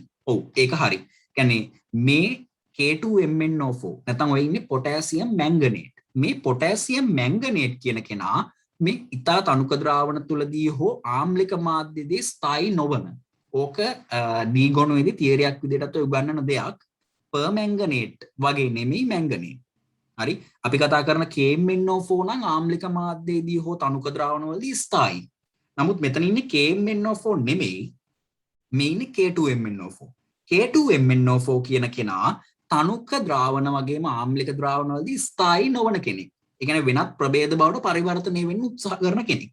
හරි. එහෙනම් තනුක මාධ්‍යයකදී නැත්නම් ආම්ලික ද්‍රාවණයක් තුලදී මේ K2MnO4 මේ විදිහට පවතින්නේ. හරි. ඒතර ඒක පොඩ්ඩක් මතක තියාගන්න ඕන දෙයක් මේ K2MnO4 නැත්නම් පොටෑසියම් මැංගනේට් සම්බන්ධයෙන්. හරි. ඊට පස්සේ පළවෙනි ප්‍රශ්නේ අහනවා පොටෑසියම් මැංගනේට් හි මැංගනීස් හි ඔක්සිකරණ අංකය හා එහි IUPAC නම ලියා දක්වන්නලු. හරි. ඒතර K2MnO4 කියලා කියන්නේ පොටෑසියම් මැංගනේට්. ඒක තමයි IUPAC නම. ඒ වගේම මේකේ K2MnO4 මම ඇනායනය වෙන් කරලා ගන්නම් MnO4 2-. MnO4 2- තමයි මැංගනේට් කියලා කියන්නේ. හරි. ඒතර මැංගනේට් කියන කෙනාගේ ඔක්සිකරණ අංකය මැංගනේට් වල මැංගනීස් වල ඔක්සිකරණ අංකය අපිට ගන්න පුළුවන්. සුළු කරලා බලන්න මැංගනීස් වල ධන 6ක් එන්නේ. හරි. දැන් MnO4 2- කියන ඇනායනීය සලකලා ඔක ලේසියෙන්ම ගන්න පුළුවන්. මැංගනේට් අයනය බලන්න. ඒතර MnO4 2- නේ. ඔක්සිජන් ඍණ 2යි. අපි දන්නවා ඔක්සිජන් වල ඍණ 2 ඒවා 4ක් තියෙන්න ඕනේ. ඒතකොට ඔක්සිජන් වලින් ඔක්සිකරණ අංක වල එකතුව ඍණ 8ක් ලැබෙනවා. ඔක්සිජන් ඍණ 8යි අවසානයේදී MnO4 2- ගේ ඍණ 2ක් ඉතුරු වෙන්න ඕන නිසා මැංගනීස් ධන 6ක් වෙන්න ඕනේ. එහෙනම් මැංගනීස් වල ඔක්සිකරණ අංකය ධන 6ක් කියලා ලැබෙනවා. හරි. මැංගනීස් වල ඔක්සිකරණ අංකය ධන 6ක් කියලා ලැබෙනවා. හරිනේ. රයිට්. ඊට පස්සේ ඔක්සිකරණ අංකය අහනවා ධන 6යි. IUPAC නම තමයි පොටෑසියම් මැංගනේට් කියන එක. හරි. පොටෑසියම් මැංගනේට් කියන එක තමයි උතන IUPAC නම වෙන්නේ. IUPAC නම ලියද්දි සිම්පල් වලින් ලියන්න ගොඩක් වෙලාවට ඔක සිම්පල් වලින් තමයි ඉදිරිපත් කරන්නේ. හරි. එතකොට IUPAC නමත් හරි ඔක්සිකරණ අංකයත් හරි. ඊළඟට අහනවා විද්‍යාගාරය තුලදී පොටෑසියම් මැංගනේට් නියදයක් පිළියෙල කර ගැනීමට අදාළ තුලිත රසායනික හෝ තුලිත අයනික ප්‍රතික්‍රියාව ලියන්නලු. කොහොමද මේක පිළියෙල කරගන්නේ? කොහොමද මේක පිළියෙල කරගන්නේ? ඔකට ලේසිම ක්‍රමයක් තියෙනවා පොටෑසියම් මැංගනේට් කියන කෙනාව පිළියෙල කරගන්න. ඒක තමයි අපි අර O level වලත් ඉගෙන ගන්න සරලම දෙයක්. KMnO4 නැත්නම් කොන්ඩිස් නියදයක් රත් කිරීම. හරි. KMnO4 නියදයක් රත් කරලා K2MnO4 ලබා ගන්න පුළුවන්. හැබැයි මෙතන පොඩි වැඩක් තියෙනවා කරන්න. විද්‍යාගාරය තුලදී කරගන්න පුළුවන් වෙන්නත් ඕනේ. අපිට කොන්ඩිස් ටිකක් අරන් රත් කරන එක තාම පහසු වැඩක්. ඒතර කොන්ඩිස් ටිකක් නැත්නම් KMnO4 ටිකක් අරගෙන රත් කරන්න පුළුවන්. ඒතර KMnO4 තාප වියෝජනයෙන් K2MnO4 MnO2 H2O කියන සංයෝග ලැබෙනවා. sorry O2 H2O නෙමෙයි O2. ඒතර KMnO4 කියන කෙනා තාප වියෝජනයෙන් KMnO4 MnO2 සහ O2 කියන කෙනාව ලැබෙනවා. ඒතර O2 නුවන් ගැටලුවක් නැහැ. O2 කියන කෙනා පිට වෙලා යනවා. ඒ වගේම පොටෑසියම් පර්මැංගනේට් නියදයක් දහනය කිරීමෙන් විද්‍යාගාරයේදී ඔක්සිජන් නිපදවා ගන්නත් අපිට පුළුවන්. හරි. ඒක ඔක්සිජන් නිපදවා ගන්න පාවිච්චි කරන ක්‍රමයකුත් වෙනවා. හරි. ඒක ඔක්සිජන් ලැබෙනවා කියන එකත් මතක තියාගන්න. නමුත් ඔක්සිජන් කියන එක වායු පිටවීමක් විදිහට පිට වෙලා යනවා. අපිට සාමාන්‍ය විදිහට තාප වියෝජනය කරනවා නම් ඔක්සිජන් ටික පිට වෙලා යනවා. ඊට අමතරව අවශේෂයක් ඉතුරු වෙනවා. ඒ අවශේෂය තමයි K2MnO4 සහ MnO2. හරි. ඒතකොට ඒ අවශේෂය ඇතුලේ ඉන්නේ K2MnO4 විතරක් නෙමෙයි. KMnO4 නියදයක් රත් කිරීමෙන් K2MnO4 සහ MnO2 වල මිශ්‍ර අවශේෂයක් තමයි ලැබෙන්නේ. අපිට මෙහෙම කරන්න පුළුවන්. ඔන්න ඔය K2MnO4 සහ MnO2 වලින් සමන්විත අවශේෂය ජලයේ දිය කරගත්තට පස්සේ MnO2 කියන එක ජලයේ දිය වෙන්නේ. MnO2 කියන කෙනා ජලයේ දිය වෙන්නේ. MnO2 කියන කෙනා ජලයේ දිය නොවන කළු දුඹුරු පැහැති අවක්ෂේපයක් වෙනවා. එහෙනම් K2MnO4 ටික ජලයේ දිය වෙලා කොළ පැහැති ද්‍රාවණයක් ලබා දෙනවා. ඔය MnO4 2- කියන මැංගනේට් වල වර්ණය කොළ පාටක්. අපේ KMnO4 වර්ණය දම් පාටක්. ඒතර මෙතන ඉන්නේ මැංගනේට් කියන කෙනා. නම් යාගේ වර්ණය කොළ පාටක්. අපිට එනං අර අවශේෂය ජලයේ දිය කරලා ඒ ලැබෙන ද්‍රාවණයෙන් පොටෑසියම් මැංගනේට් ද්‍රාවණයක් ලබා ගන්න පුළුවන්. ඔන්න ඔය ක්‍රියාවලිය මගින් අපිට විද්‍යාගාරයේදී K2MnO4 නියදයක් පිළියෙල කරගන්න පුළුවන්. හරි. ඒතර ඕකේදී විශේෂ ප්‍රතික්‍රියාව තමයි KMnO4 තාප වියෝජනය K2MnO4 MnO2 සහ O2 තුලිත රසායනික ප්‍රතික්‍රියාව ලියන්න ඕන. හරිනේ. ඒක තමයි අපි මේකට බලාපොරොත්තු වෙන උත්තරය K2MnO4 නියදයක් පිළියෙල කර ගැනීම. හරි. අන්තිම එක අහනවා තුන්වෙනි කොටස K2MnO4 ද්‍රාවණයකට තනුක H2SO4 යෙදීමේදී ඔබ බලාපොරොත්තු වන නිරීක්ෂණ මොනවද කියලා අහනවා. දැන් කිව්වා නේද මෙන්න මෙතනදිත් මේ K2MnO4 කියන කෙනා තනුක ද්‍රාවණ ආම්ලික ද්‍රාවණ තුලදී අස්ථායි කෙනෙක්. හරි. මේ K2MnO4 මේ තනුක සල්ෆියුරික් යදුවම මොකක් කර අනිවාර්ය ප්‍රතික්‍රියාවකට ලක් වෙනවා. මොකද අස්ථායි කෙනෙක් මෙයා ආම්ලික මාධ්‍යයේදී අස්ථායි. මේකත් අපි ඩී ගොනුව යටතේ ඉගෙන ගන්න දෙයක්. මේ මැංගනේට් අයන ආම්ලික මාධ්‍යයේදී දීදාකරණයට ලක් වෙනවා. මෙන්න මේ මැංගනේට් අයන ආම්ලික මාධ්‍යයේදී ද්විධාකරණයට ලක් වෙනවා.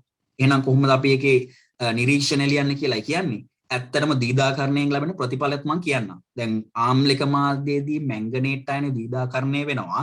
ද්විධාකරණය කියලා කියන්නේ මේ කිසියම් සංයෝගයකින් ප්‍රභේදයක් ඔක්සිකරණයට සහ හරණයට කියන දෙකටම ලක් වෙන එකට.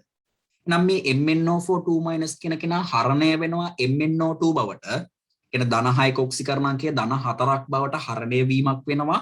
ඒ වගේම MnO4 2- කියන කෙනා MnO4- මැංගනේට් අයන පර්මැංගනේට් අයන බවට හරණය වීමකුත් වෙනවා. ඒ කියන්නේ ධන 6 ධන 7 දක්වා හරණය වීමකුත් වෙනවා. ඒතර ඔක්සි හරණයක් සහ ඔක්සිකරණයක් කියන දෙකම වෙලා ආම්ලික මාධ්‍යයේදී මෙයා ද්විධාකරණයට ලක්වීමක් තමයි වෙන්නේ. හරි. ඒතර ඔක්සිහරණය ධන 6 සිට ධන 4 දක්වා, ඒ වගේම ඔක්සිකරණය ධන 6 සිට ධන 7 දක්වා වෙනවා. ඒතර මේකෙදී අහන්නේ බලාපොරොත්තු වෙන නිරීක්ෂණ. ඒතර අපිට නිරීක්ෂණය අවශ්‍ය නම් මෙතන ප්‍රතික්‍රියාවක් ඕනම් මතක් වෙන ලියලා තියාගන්න. මැංගනේට් සල්ෆියුරික් අම්ලයත් එක්ක නැත්නම් ආම්ලික මාධ්‍යයේදී ද්විධාකරණයට ලක්වීම. මම කිව්වා ඔක්සිහරණයෙන් සහ කරණයෙන් ලැබෙන ප්‍රතිඵල මොනවද කියලා. ඊට පස්සේ මේකේ නිරීක්ෂණ විදියට ලැබෙන්නේ අපි දන්නවා MnO2 හැදුනා. MnO2 කියලා කියන්නේ කළු දුමුරු අවක්ෂේපයක්. හරි. ඒතර මේ ද්‍රාවණයේ කළු දුමුරු අවක්ෂේපයක් නිරීක්ෂණය කරන්න පුළුවන්. ඊට අමතරව මේ පොටෑසියම් මැංගනේට් ද්‍රාවණයක් කොළ පාටක්. ඒ කොළ පාට පර්මැංගනේට් වෙද්දි මොකද වෙන්නේ? දම් පැහැති ද්‍රාවණයක් බවට පත් වෙනවා.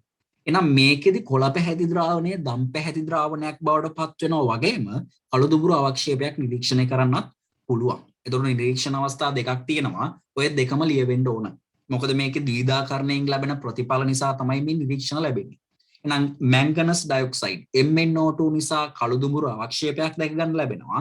ඒත් එක්කම දම් පැහැති ද්‍රාවණයක් ලැබෙනවා. ඒකට හේතුව මැංගනේට් අයන පර්මැංගනේට් අයන දක්වා ඔක්සිකරණය වීම. හරිනේ. ඒතර මේක විශේෂ අවස්ථාවක් මේ මැංගනේට් අයන ආම්ලික මාධ්‍යයේදී ද්විධාකරණයට ලක්වීම.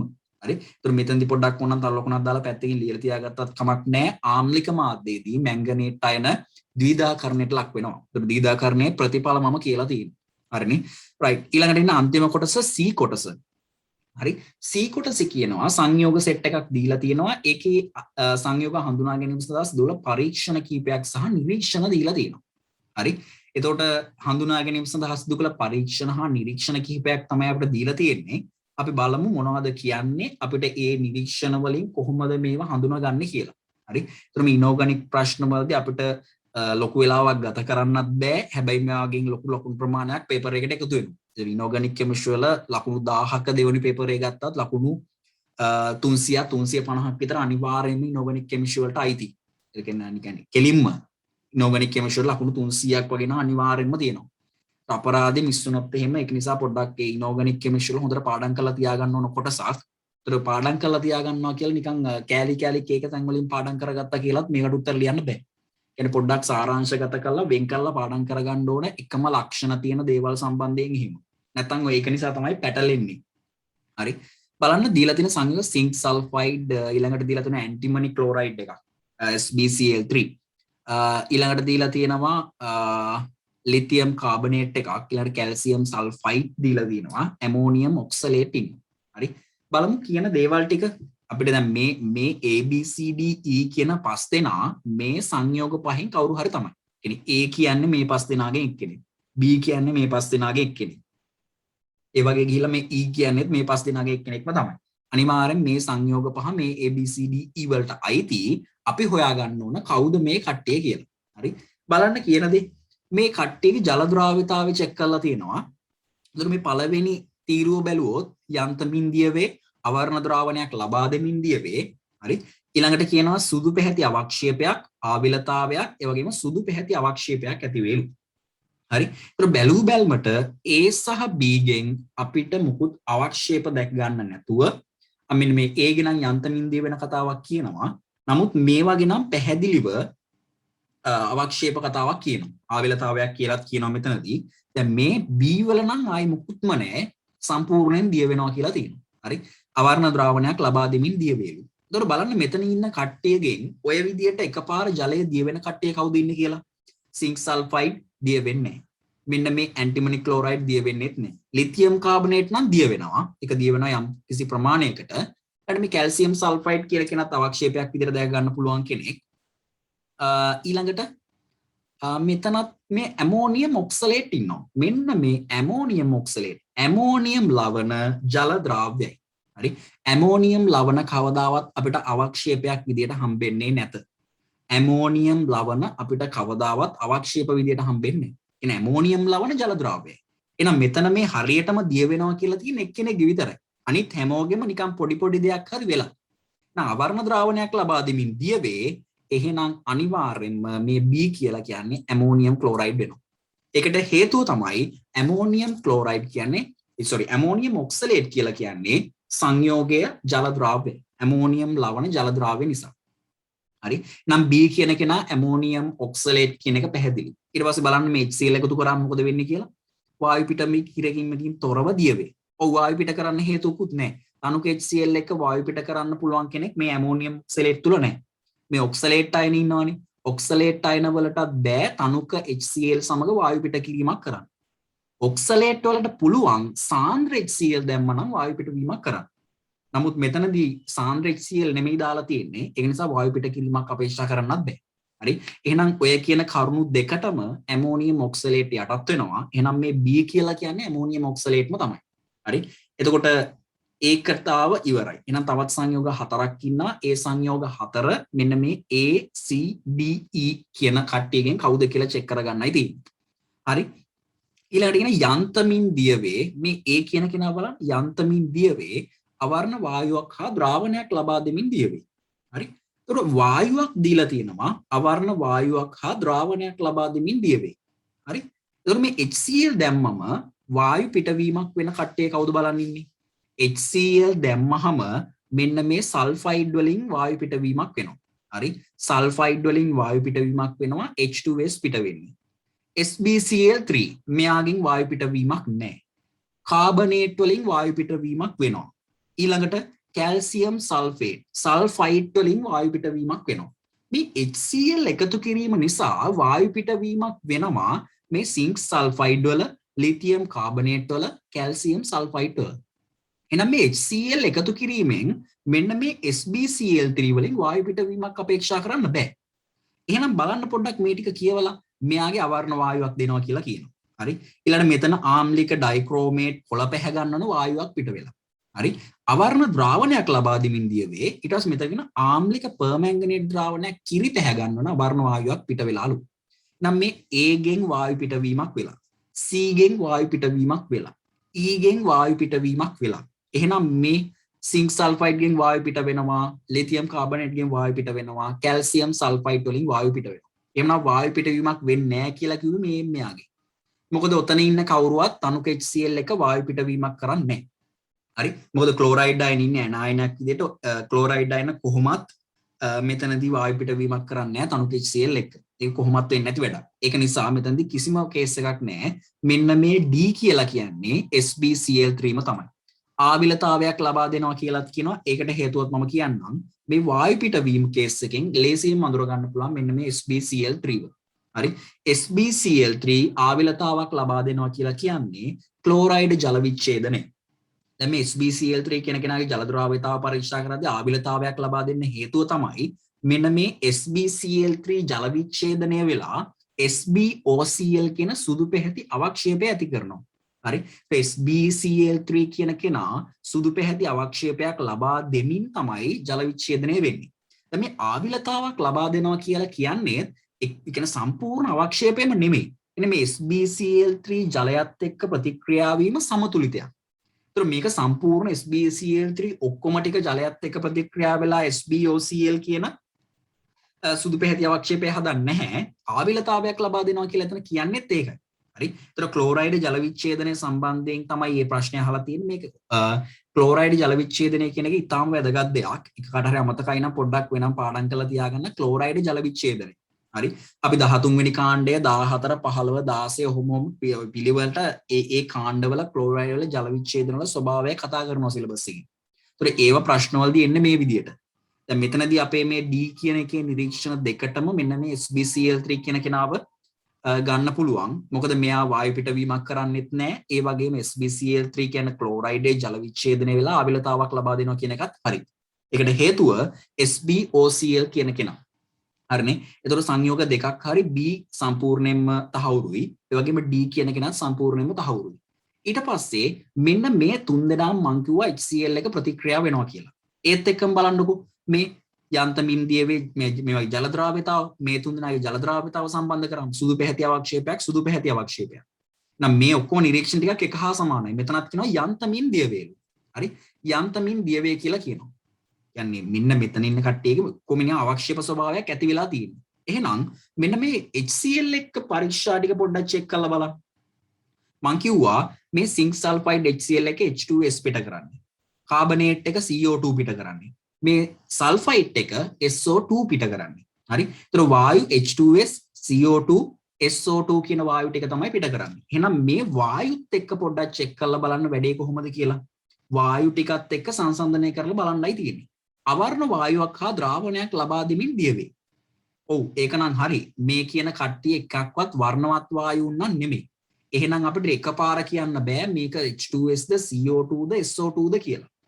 බලන්න මෙතන ආම්ලික K2Cr2O7 කොළ පැහැ ගන්නවන අවර්ණ වායුවක් පිට කරමින් දියවේ. හරි? එතකොට මේකට කවදාවත් CO2 වෙන්න නම් බෑ.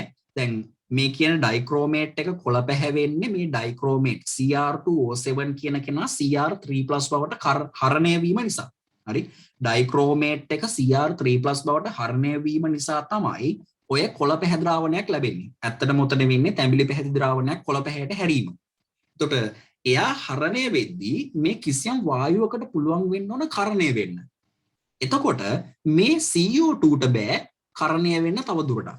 CO2 කරණය වෙන්නේ නැහැ. එහෙනම් මේකට කවදාවත් මෙන්න මේ ලිතියම් කාබනේට් සම්බන්ධ වෙන්නේ නැහැ. නම් මේ C කියන කෙනා සිංක් සල්ෆයිඩ් හෝ කැල්සියම් සල්ෆයිඩ් විය යුතුමයි. හරි? ඒත් එක්කම H2S නෙමෙයි අපිට කරේ. H2S ට පුළුවන් මේක කොළ පැහැ ගන්නවන්න. හැබැයි H2S කියන කෙනා මෙයාගේ Cr3+ බවට හරණය කරද්දී සල්ෆර් බවට පත් වෙනවා. මේ H2S කරණය වෙලා සල්ෆර් බවට පත් වෙනවා. එතකොට මොකද වෙන්නේ? සල්ෆර් කියන එක සල්ෆර් අවලම්බනයක් අපිට දැක ගන්න පුළුවන්. ඒකට අපි කියනවා දැන් ඔය මේ අවලම්බනය කියපු ගමන් මේ E වල තියෙන ප්‍රකාශනයත් පොඩ්ඩක් බලාගෙන යත්තොත් ඒක තහවුරු වෙනවා. සල්ෆර් අවලම්බනයක් නැත්නම් සුදු පැහැති අවක්ෂේපයක් අපිට ලැබෙනවා. ඒ අවලම්බනය නිසා ද්‍රාවණය සුදු පැහැයට හැරෙනවා. සල්ෆර් තැම්පත් වීම නිසා. ඒක නිසා මෙන්න මේක අයිති වෙන්නේ නැහැ මේ වැඩේට.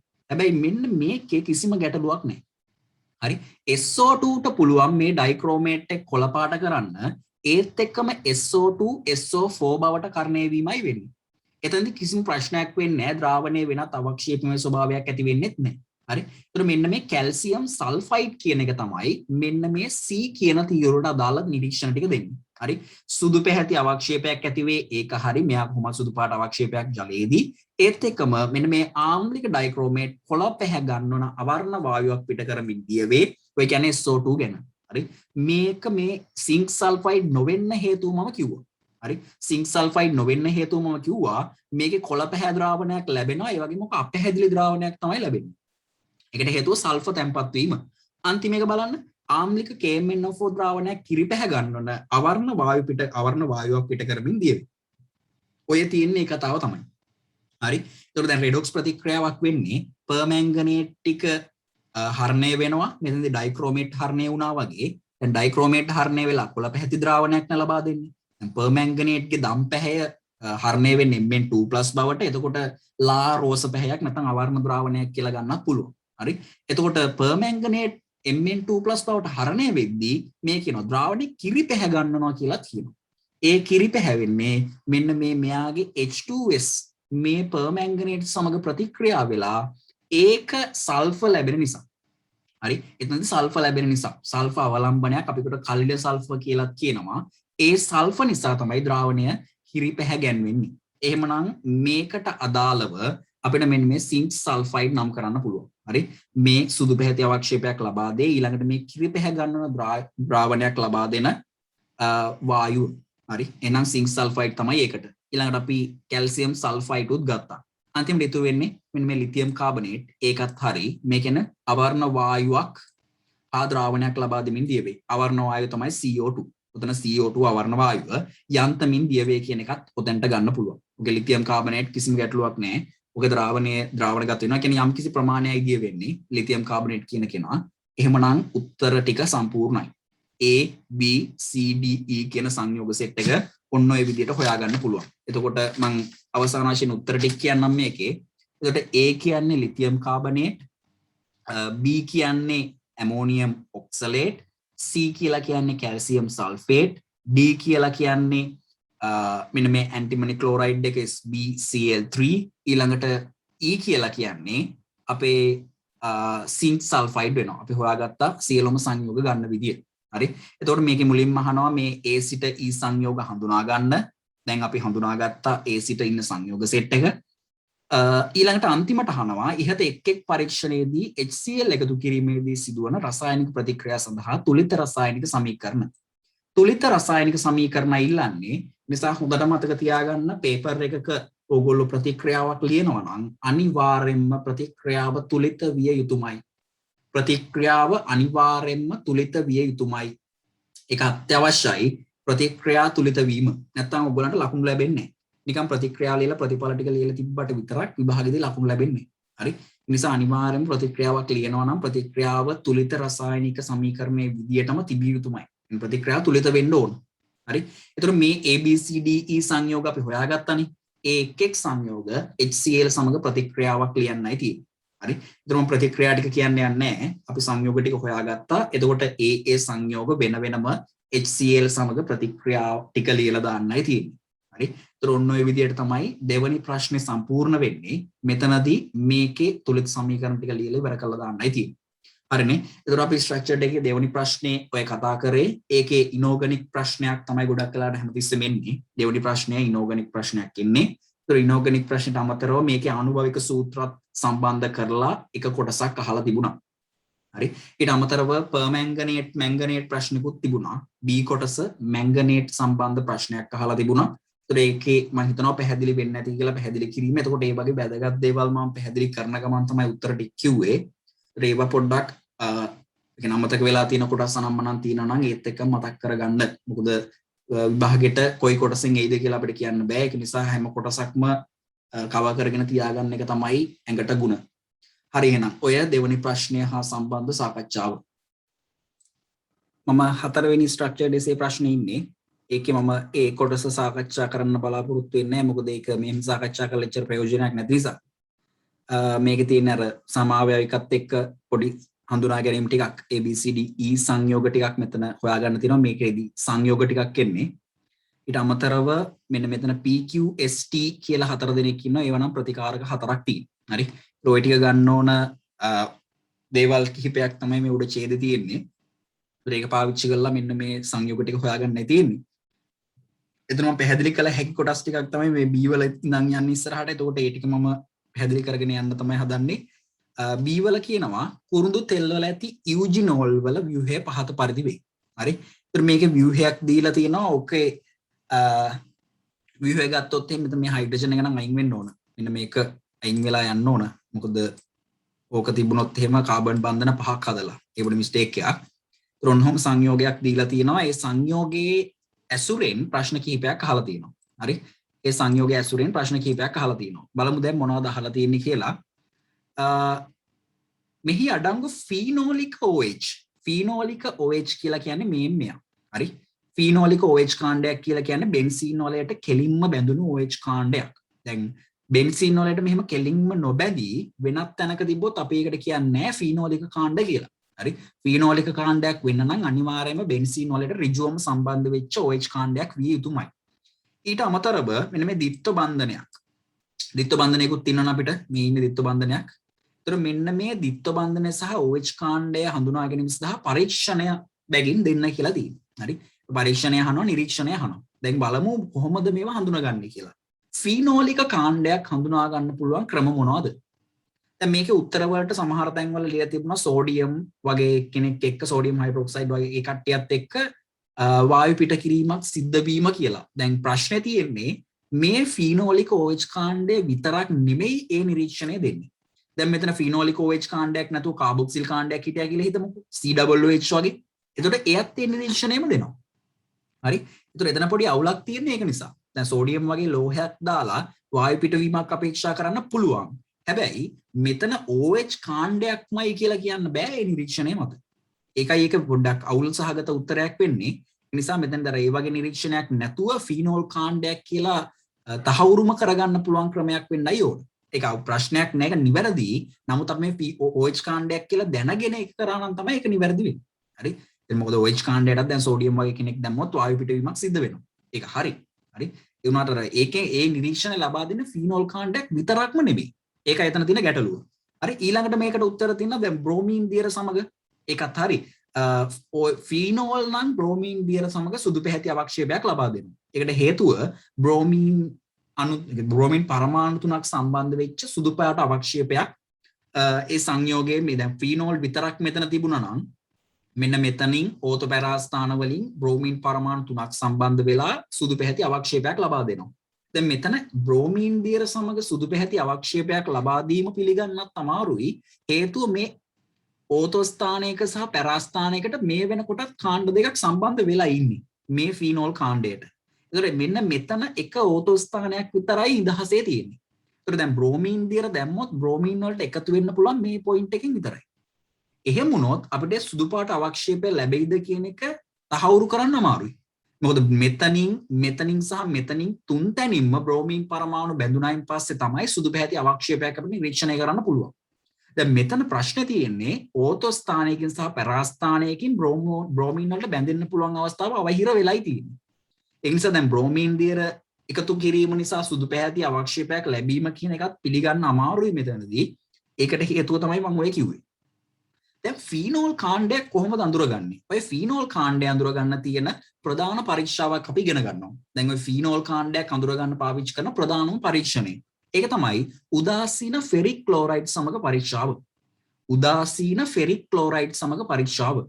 එතකොට උදාසීන ෆෙරික් ක්ලෝරයිඩ් සමග දම් පැහැති ද්‍රාවණයක් ලබා දෙනවා නම් අපිට කියන්න පුළුවන් ෆීනෝල් කාණ්ඩයක් ඉඳලා තියෙනවා කියලා. ඒතකොට ෆීනෝල් කාණ්ඩයක් හඳුනා ගැනීම සඳහා භාවිතා කරන ප්‍රධානතම පරීක්ෂණාත්මක ක්‍රියාපිළිවෙල වෙනවා උදාසීන ෆෙරික් ක්ලෝරයිඩ් සමග පරීක්ෂා කිරීම. ඒතකොට මෙතෙන්දී බලාපොරොත්තු වෙන නිවැරදිම උත්තරය තමයි ඒක. උදාසීන ෆෙරික් ක්ලෝරයිඩ් එක් කිරීම නිරීක්ෂණය තමයි දම් පැහැති ද්‍රාවණයක් ලැබීම. හරි. දම් පැහැති ද්‍රාවණයක් ලැබීම තමයි එතනදී ලැබෙන නිරීක්ෂණය. ඒතකොට ෆීනෝලික OH කාණ්ඩයක් හඳුනා ගන්න පාවිච්චි කරන ප්‍රසිද්ධ ක්‍රමයක් උදාසීන ෆෙරික් ක්ලෝරයිඩ් සමග පරීක්ෂාව. ඊට අමතරව මේ ද්විත්ව බන්ධනය හඳුනා ගන්න ක්‍රමයක්. ද්විත්ව බන්ධනය හඳුනා ගන්න නම් පුළුවන් අපිට. ඒකට නම් ඔන්න බ්‍රෝමීන් දියර සමග පරීක්ෂාව ගන්න පුළුවන්. බ්‍රෝමීන් දියර එකතු කිරීම බ්‍රෝමීන් දියර වල රතු දුඹුරු පැහැය විවර්ණ වීමක් නැත්නම් අවර්ණ වීමක් බලාපොරොත්තු වෙන්න පුළුවන්. හරි. ඒතර බ්‍රෝමීන් දියර සමග පරීක්ෂාව මේකට ගන්න පුළුවන්. ඒක ගැටලුවක් නෑ. හරි.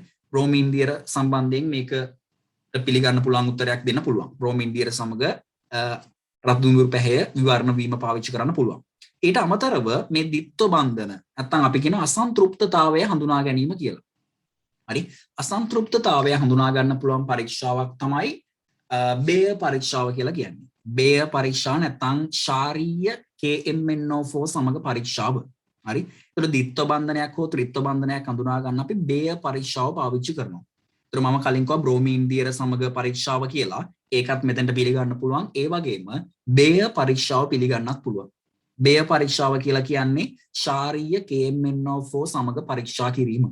එතනදී ශාරීය පර්මැංගනේට් වල දම් පැහැය විවර්ණ වන අතර කළු දුඹුරු අවක්ෂේපයක් දැක ගන්න ලැබෙනවා.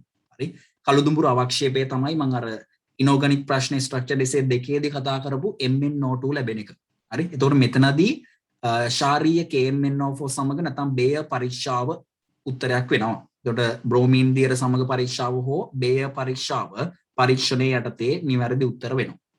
හරි. එතකොට බේය පරීක්ෂාවේදී නිරීක්ෂණය තමයි KMnO4 වල දම් පැහැය විවර්ණ වන අතර කළු දුඹුරු අවක්ෂේපයක් දැකගත හැකි වීම. හරිනේ. එතකොට ඔන්න ෆීනෝලික OH කාණ්ඩය සහ මෙන්න මේ ද්විත්ව බන්ධනය හඳුනා ගන්න පුළුවන් පරීක්ෂණාත්මක ක්‍රම දෙකක්. එතකොට ඒකට උත්තර ටික ඔය ටික ලියුණා නම් ප්‍රමාණවත්. ඊළඟට එන්න C කොටසට පහත සඳහන් ප්‍රතික්‍රියා අනුක්‍රමයන් සලකන්න කියලා කියනවා. එතකොට දීලා තියෙනවා කිසියම් ප්‍රතික්‍රියාවක් මෙන්න මෙයාගෙන් පටන් ගන්න තියෙන්නේ. මේ ඉන්නේ ඇල්ඩිහයිඩයක්. ඔය ඉන්නේ ඇල්ඩිහයිඩයක්, ඔය ඉන්නේ එතනල්. කාබන් දෙකක් සහිත ඇල්ඩිහයිඩයක්. එතකොට මේකේ දීලා තියෙන ප්‍රතික්‍රියාවලට අනුව මේ JKL හඳුනා ගන්න කියනවා මුලින්ම. හරි? JKL කියන කට්ටිය මුලින්ම අඳුර ගන්න කියලා කියනවා. එහෙනම් බලමු JKL අඳුර ගන්න උත්සාහයක් දරමු. මේ ඇල්ඩිහයිඩයට ආම්ලික KMnO4 දාලා තියෙනවා. ආම්ලික KMnO4 දැම්මම මෙන්න මේ ඇල්ඩිහයිඩය ඔක්සිකරණයට ලක් වෙනවා. හරි? ඇල්ඩිහයිඩ් ඔක්සිකරණය ආම්ලික KMnO4 සමගින් එහෙනම් මෙයා කාබොක්සිල් අම්ලය දක්වා ඔක්සිකරණය වෙලා මෙන්න මේ J ව ලබා දෙනවා. හරි? ඒතර J ව මේ කොටුවේ ලියවෙන්න ඕන. J තමයි කාබොක්සිල් අම්ලයක්. කියන්නේ CH3 COOH බවට පත් වෙනවා. කියන්නේ මෙන්න මේ ඇල්ඩිහයිඩ් කාණ්ඩය කාබොක්සිල් කාණ්ඩයක් බවට පත්වීම. කියන්නේ ඇල්ඩිහයිඩ් කාණ්ඩය කියලා කියන්නේ මේ CHO එකනේ. ඔය CHO එක COOH එකක් බවට පත් වෙනවා. ඒක තමයි උතෙන්දි වෙන සිදුවීම ඔක්සිකරණයට ලක්වීම. එහෙනම් මෙතන J කියන සංයෝගය CH3 COOH කියන සංයෝගය වෙනවා. හරි? ඊට අමතරව මොන දැන් කාබොක්සිල් අම්ලය ලැබුණා. ඔය කාබොක්සිල් අම්ලයට PCl3 දැම්මට පස්සේ වෙන්නේ කාබොක්සිල් අම්ලයේ OH කාණ්ඩය වෙනුවට ක්ලෝරින් පරමාණුවක් ආදේශ වීම. හරි? ඒතර කාබොක්සිල් අම්ලය අම්ල හේලයිඩයක් බවට පත්වීම තමයි වෙන්නේ. PCl3 දාලා රත් කිරීමෙන් කාබොක්සිල් අම්ලය අම්ල හේලයිඩයක් බවට පත් වෙනවා. හරි? කාබොක්සිල් අම්ලය අම්ල හේලයිඩයක් බවට පත් වෙනවා. එතකොට මෙන්න මේ K කියන සංයෝගය දෙවෙනි කොටුවට අදාළව අර කාබොක්සිල් අම්ලයේ OH කාණ්ඩය ඉවත් කරලා ඒ වෙනුවට ක්ලෝරින් එකක් දාන්න. එන CH3 COCl කියන අම්ල හේලයිඩය තමයි මේ K කියලා කියන්නේ. හරි?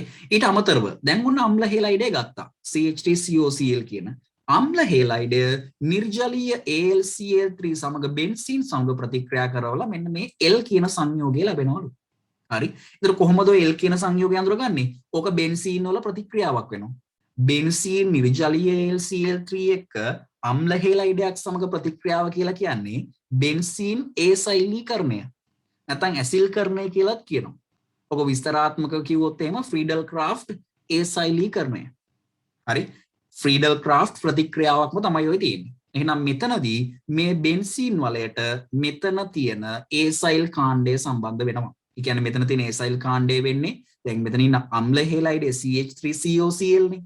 එතකොට ක්ලෝරින් එක අයින් කරාට පස්සේ CH3CO කියන කාණ්ඩය ඒසයිල් කාණ්ඩයක් විදිහට මෙන්න මේ බෙන්සීන්ට සම්බන්ධ වීමක් තමයි වෙන්නේ. ඒතර බෙන්සීන්ගේ ප්‍රධාන ප්‍රතික්‍රියා හතරක් අපි ඉගෙන ගන්නවා ඉලෙක්ට්‍රොෆිලික් ආදේශ ප්‍රතික්‍රියා යටතේ. ඒක තමයි හැලජනීකරණය, ඊට පස්සේ ඇල්කයිලීකරණය, ඒසයිලීකරණය, නයිට්‍රෝකරණය. ඒතර මේ තියෙන්නේ ඒසයිලීකරණ ප්‍රතික්‍රියාවක්. හරි? ඒතර මෙතනදී මෙන්න මෙහෙම COCH3 කාණ්ඩයක් සම්බන්ධ වීමක් තමයි වෙන්නේ බෙන්සීන් වලයට. L කියන සංයෝගය බෙන්සීන් වලයට බැඳිච්ච COCH3 කියන සංයෝගය. හරිනේ? එතකොට JKL කියන සංයෝගය හඳුනා ගැනීම පහසුයි. කියන්නේ ඊටාම සරල ප්‍රතික්‍රියා සෙට් එකක් තියෙන්නේ මේ තුන් දෙනාම අඳුර ගන්න. ඊට පස්සේ අහනවා ප්‍රතික්‍රියා 1 2 3 සිදුවන ප්‍රතික්‍රියා වර්ග පහත දැක්වෙන ලයිස්තුවෙන් තෝරා ලියන්නලු. එතකොට වර්ග දීලා තියෙනවා නියුක්ලියෝෆිලික් ආදේශ, නියුක්ලියෝෆිලික් ආකලන, නියුක්ලියෝෆිලික් ආදේශ, ඔක්සිකරණය, ඉලෙක්ට්‍රොෆිලික් ආකලන, ඉලෙක්ට්‍රොෆිලික් ආදේශ. එතකොට මේ ප්‍රතික්‍රියාව 1 2 කියලා නම් කරලා තියෙනවා. මෙතන ප්‍රතික්‍රියාව 1, ඊළඟ ප්‍රතික්‍රියාව 2, ඊළඟ ප්‍රතික්‍රියාව 3. ඔය තුන මේ ಜಾති වලින් මොන ගණයටද අයිති වෙන්නේ කියලා තෝරලා ලියන්නයි තියෙන්නේ. හරි? ඒතර නියුක්ලියෝෆිලික් ආකලන ආදේශ, ඉලෙක්ට්‍රොෆිලික් ආකලන ආදේශ, ඔක්සිකරණ වලින් මේ කට්ටිය මොන ගණයටද අයිති වෙන්නේ කියලා බලමු. නම් ප්‍රතික්‍රියාව 1 මොන ගණයටද අයිති වෙන්නේ? මම කිව්වා ඇල්ඩිහයිඩය කාබොක්සිල් අම්ලය දක්වා ඔක්සිකරණයකට ලක් වෙන්නේ. හරි? ඇල්ඩිහයිඩය කාබොක්සිල් අම්ලය දක්වා ඔක්සිකරණයකට ලක් වෙන්නේ. ඒ කියන්නේ ඔක්සිකරණයක්. මේක ඔක්සිකරණය කියලා අර කොටුව ඇතුලේ දීලා තියෙනවා. නම් ප්‍රතික්‍රියාව 1 ඔක්සිකරණයක් විදියට අපිට ගන්න පුළුවන්. හරි? ප්‍රතික්‍රියාව 1 ඔක්සිකරණයක් වෙනවා. ඊළඟට මේ ඔක්සිකරණයෙන් ලැබුණානේ කාබොක්සිල් අම්ලයක්. ප්‍රතික්‍රියාව 2ට එන්න. මේ කාබොක්සිල් අම්ලයේ OH කාණ්ඩය මෙන්න මේ PCl3 වලින් ලැබෙන ක්ලෝරින් එකක් මගින් ආදේශ වීමක් වෙන්නේ. හරි? ඒතර OH- එක Cl- එකකින් ආදේශ වෙනවා. ඔය Cl- කියලා කියන්නේ නියුක්ලියෝෆයිලයක්. හරි? Cl- කියලා කියන්නේ නියුක්ලියෝෆයිලයක්. ඒ නියුක්ලියෝෆයිලයේ OH කාණ්ඩයේ වෙනුවට ආදේශ වීමක් තමයි වෙන්නේ. එහෙනම් මේ ප්‍රතික්‍රියාව 2 කියලා කියන්නේ නියුක්ලියෝෆිලික ආදේශ ප්‍රතික්‍රියාවක් වෙනවා. හරිනේ? නම් මේ ප්‍රතික්‍රියාව 2 නියුක්ලියෝෆිලික ආදේශ ප්‍රතික්‍රියා ගණයට අයිති වෙන්නේ. හරි. ඊළඟට අන්තිම එක ප්‍රතික්‍රියාව 3. දැන් මෙන්න මෙතන අපිට ලැබුණනේ අම්ල හේලයිඩයක්. මේ දෙවෙනි ප්‍රතික්‍රියාවෙන් මෙතනදි මට ලැබුණ අම්ල හේලයිඩයක්. CH3COCl කියන. එයාව නිර්ජලී AlCl3 සහ බෙන්සීන් සමග ප්‍රතික්‍රියාවෙන් මම කිව්වා බෙන්සීන් වලට COCH3 කාණ්ඩයේ බැඳිච්ච සංයෝගයක් තමයි ලැබෙන්නේ. මේ තියෙන්නේ මම කිව්වා බෙන්සීන් වල ඉලෙක්ට්‍රොෆිලික ආදේශ ප්‍රතික්‍රියා වලින් එකක් කියලා. එහෙනම් මේ තියෙන්නේ මොකද්ද? ඉලෙක්ට්‍රොෆිලික ආදේශ ප්‍රතික්‍රියාව.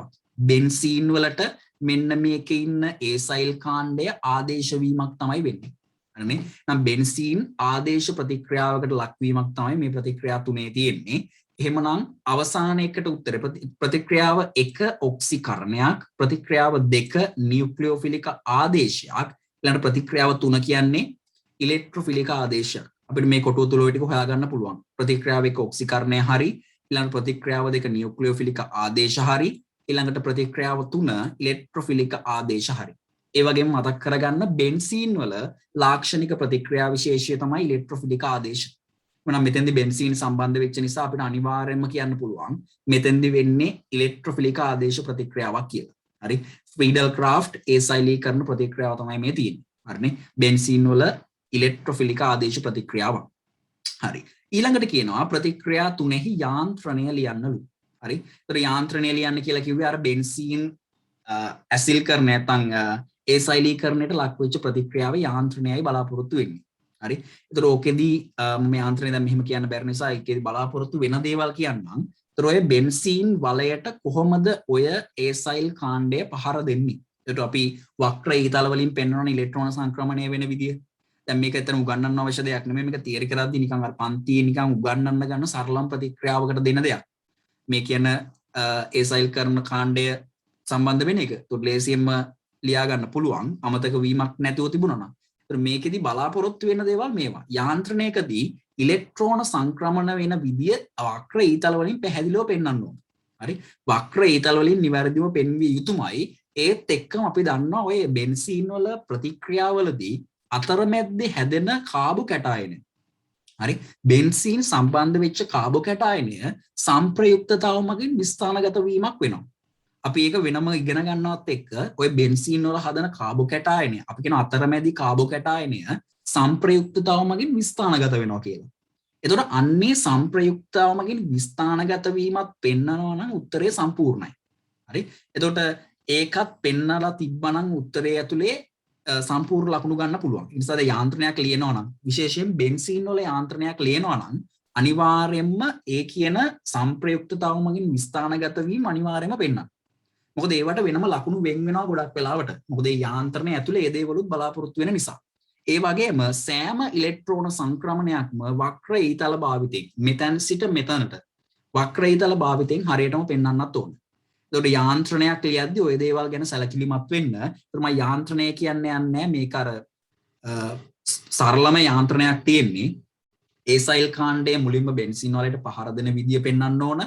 ඊළඟට ඒ පහර දීම තුලින් බෙන්සීන් සහිත කාබු කැටායනයක් ලැබෙනවා. ඒ කාබු කැටායනයේ ස්ථායීතාව සම්ප්‍රයුක්තතාව මගින් පෙන්වන්න පුළුවන්. අවසානයේදී ඒ බෙන්සීන් වලයේ ඒසයිල් කාණ්ඩය සම්බන්ධ වෙලා ප්‍රතික්‍රියාව අවසන් වීම පෙන්වන්න ඕන. ඒතර ඔන්න ඔය සෙට් එක හරියටම වක්‍රීතල භාවිතයෙන් පෙන්වනට ලකුණු වෙන් වෙනවා. හරි. එතකොට ඔය විදිහට ඕගනික් ප්‍රශ්නෙත් ඉවර වෙනවා. ඕගනික් ප්‍රශ්නේ අවසානයේදී ප්‍රතික්‍රියා යාන්ත්‍රණයක් ලියන්න තියෙන්නේ. ගොඩක් වෙලාවට අනිවාර්යයෙන්ම පේපර් එකේ ඕගනික් වල අවසානයේ යාන්ත්‍රණයක් ලියන්න එනවා. ගොඩක් දුරට යාන්ත්‍රණයක් අනිවාර්යෙන් වෙනවා.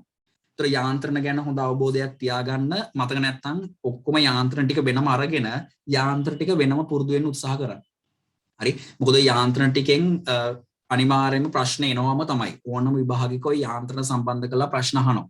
ඒක නිසා ඒ ටික වෙනම වෙන් කරලා පාඩම් කරගත්තත් කමක් නැහැ. පාඩම් කරනවා කියන්නේ ඔක ලියලා පුරුදු වෙන්න ඕන. නිකන් බලාගත්ත කියලා යාන්ත්‍රණයක් පුළුවන් වෙන්නේ නැහැ. මොකද ඊතල ඉලෙක්ට්‍රෝන සංක්‍රමණය වෙන විදිහ නිකන් පැහැදිලිව තේරිලා ලියන්න ඕන.